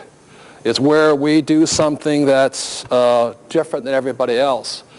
And I want to say this much, for me personally, my genius, if I could say this, my genius did not come out in school. It was crushed in school. I do not do well with reading and lecture. Also, my genius does not come out in the corporate world. I do not like climbing the corporate ladder. I don't like to say hello, yes sir, no sir, I'll do as you tell me, sir. I don't like what they pay me. I don't like their benefit plans. So my genius didn't do well in the corporate world. Some people do. The definition of intelligence is for you to be smart enough or intelligent enough to find that spot in the world where your genius comes out. And let me explain that. Your genius is dependent upon the environment you're in. As I said, my genius didn't do well in school and didn't do well in the corporate world. My genius does well on the street. My genius does well in real estate. I do well as an entrepreneur, but not as a corporate guy. I don't get along with them too well. I'm a different kind of character. Does that make sense to you? So we can understand this. Tiger Woods has a genius. But Tiger Woods' genius comes out in the environment of the golf course. You ever watch that guy pick up the club? That's where his genius comes out. If he was a jockey, he would not be a genius there. So you have to find the environment where your genius comes out, because every one of us has one. Mick Jagger went to school to be an accountant. But he found his genius as a what? Rolling Stone. And so the message I want to leave with each and every one of you is that you have a genius.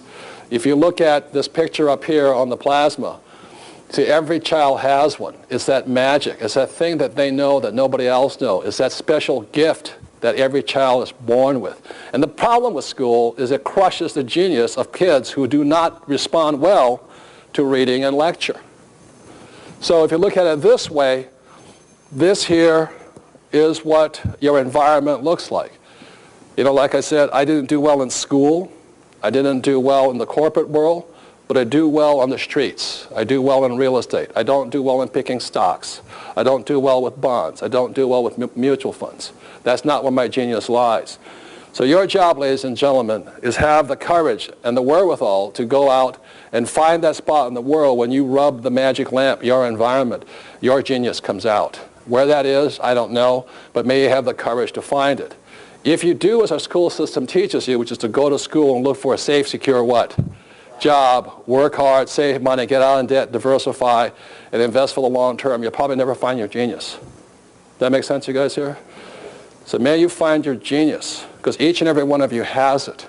It is only crushed when you don't have the courage to find it. It doesn't mean your genius is easy to find. Look at Tiger Woods. He busts his you-know-what to find his genius. Look at Oprah Winfrey. You know, she's been in front of television and she works really hard to be successful at that. Too many people think that just because it's your genius, it should be easy. Lazy people really don't get ahead. I have no respect for lazy people because I'm among the laziest people I know. I never thought that my genius would lie in education because I hated school so much. But the moment I started to teach outside the system, I noticed that people's lives were changing. But not just that, I'm not saying I'm the best teacher, but I make more money than most teachers. And so the world will reward you if you have the courage to give your gift, your genius. Does that make sense, you guys here? It's very, very important. So in closing, if I could say this, that I'm not saying do real estate. And I'm not saying do what do you call that? Entrepreneurship. But some of you may find your genius as an employee. Some of you may find it as a self-employed person. Mine just happened to be over here. Because a guy named Jim Cramer on CNBC, his genius is picking stocks. That guy is a genius at that. He shouldn't do real estate. Buffett says, why should I do real estate when stocks are so easy? So the point here, ladies and gentlemen, just don't follow blindly like a pack of sheep. Invest for the long term, diversify, save money, get out of debt, and turn your money over to so-called experts. You have a genius, so does your children, so the people around you. The reason I want you to play the cash flow game and study is so that you can find your genius. But like I said, it takes some work for it to come out because you have a gift. The most important thing is find out what really works for you, not what I say. Does that make sense, you guys here? So rub that magic lamp, that environment. It could be in church. It could be as a poet. It could be as a gardener. Who cares? It's where your genius comes out. And when you find that, I think you'll find your life more abundant and happier. There's nothing worse than somebody who's working because their parents told them to do it or because you make a lot of money at it. That's when people go postal. You know, they have a job security with the post office department. And they really cannot stand it because they've bought somebody else's program here. So, as I said, I'm not pushing stocks, bonds, real estate, entrepreneurship, and all this. But really, my whole message is just find that genius. Because as Warren Buffett, the world's greatest investor, says, it's a very important quote. Happily, there's more than one way to get to financial heaven. And ladies and gentlemen, may you find that way that works best for you. Thank you very much.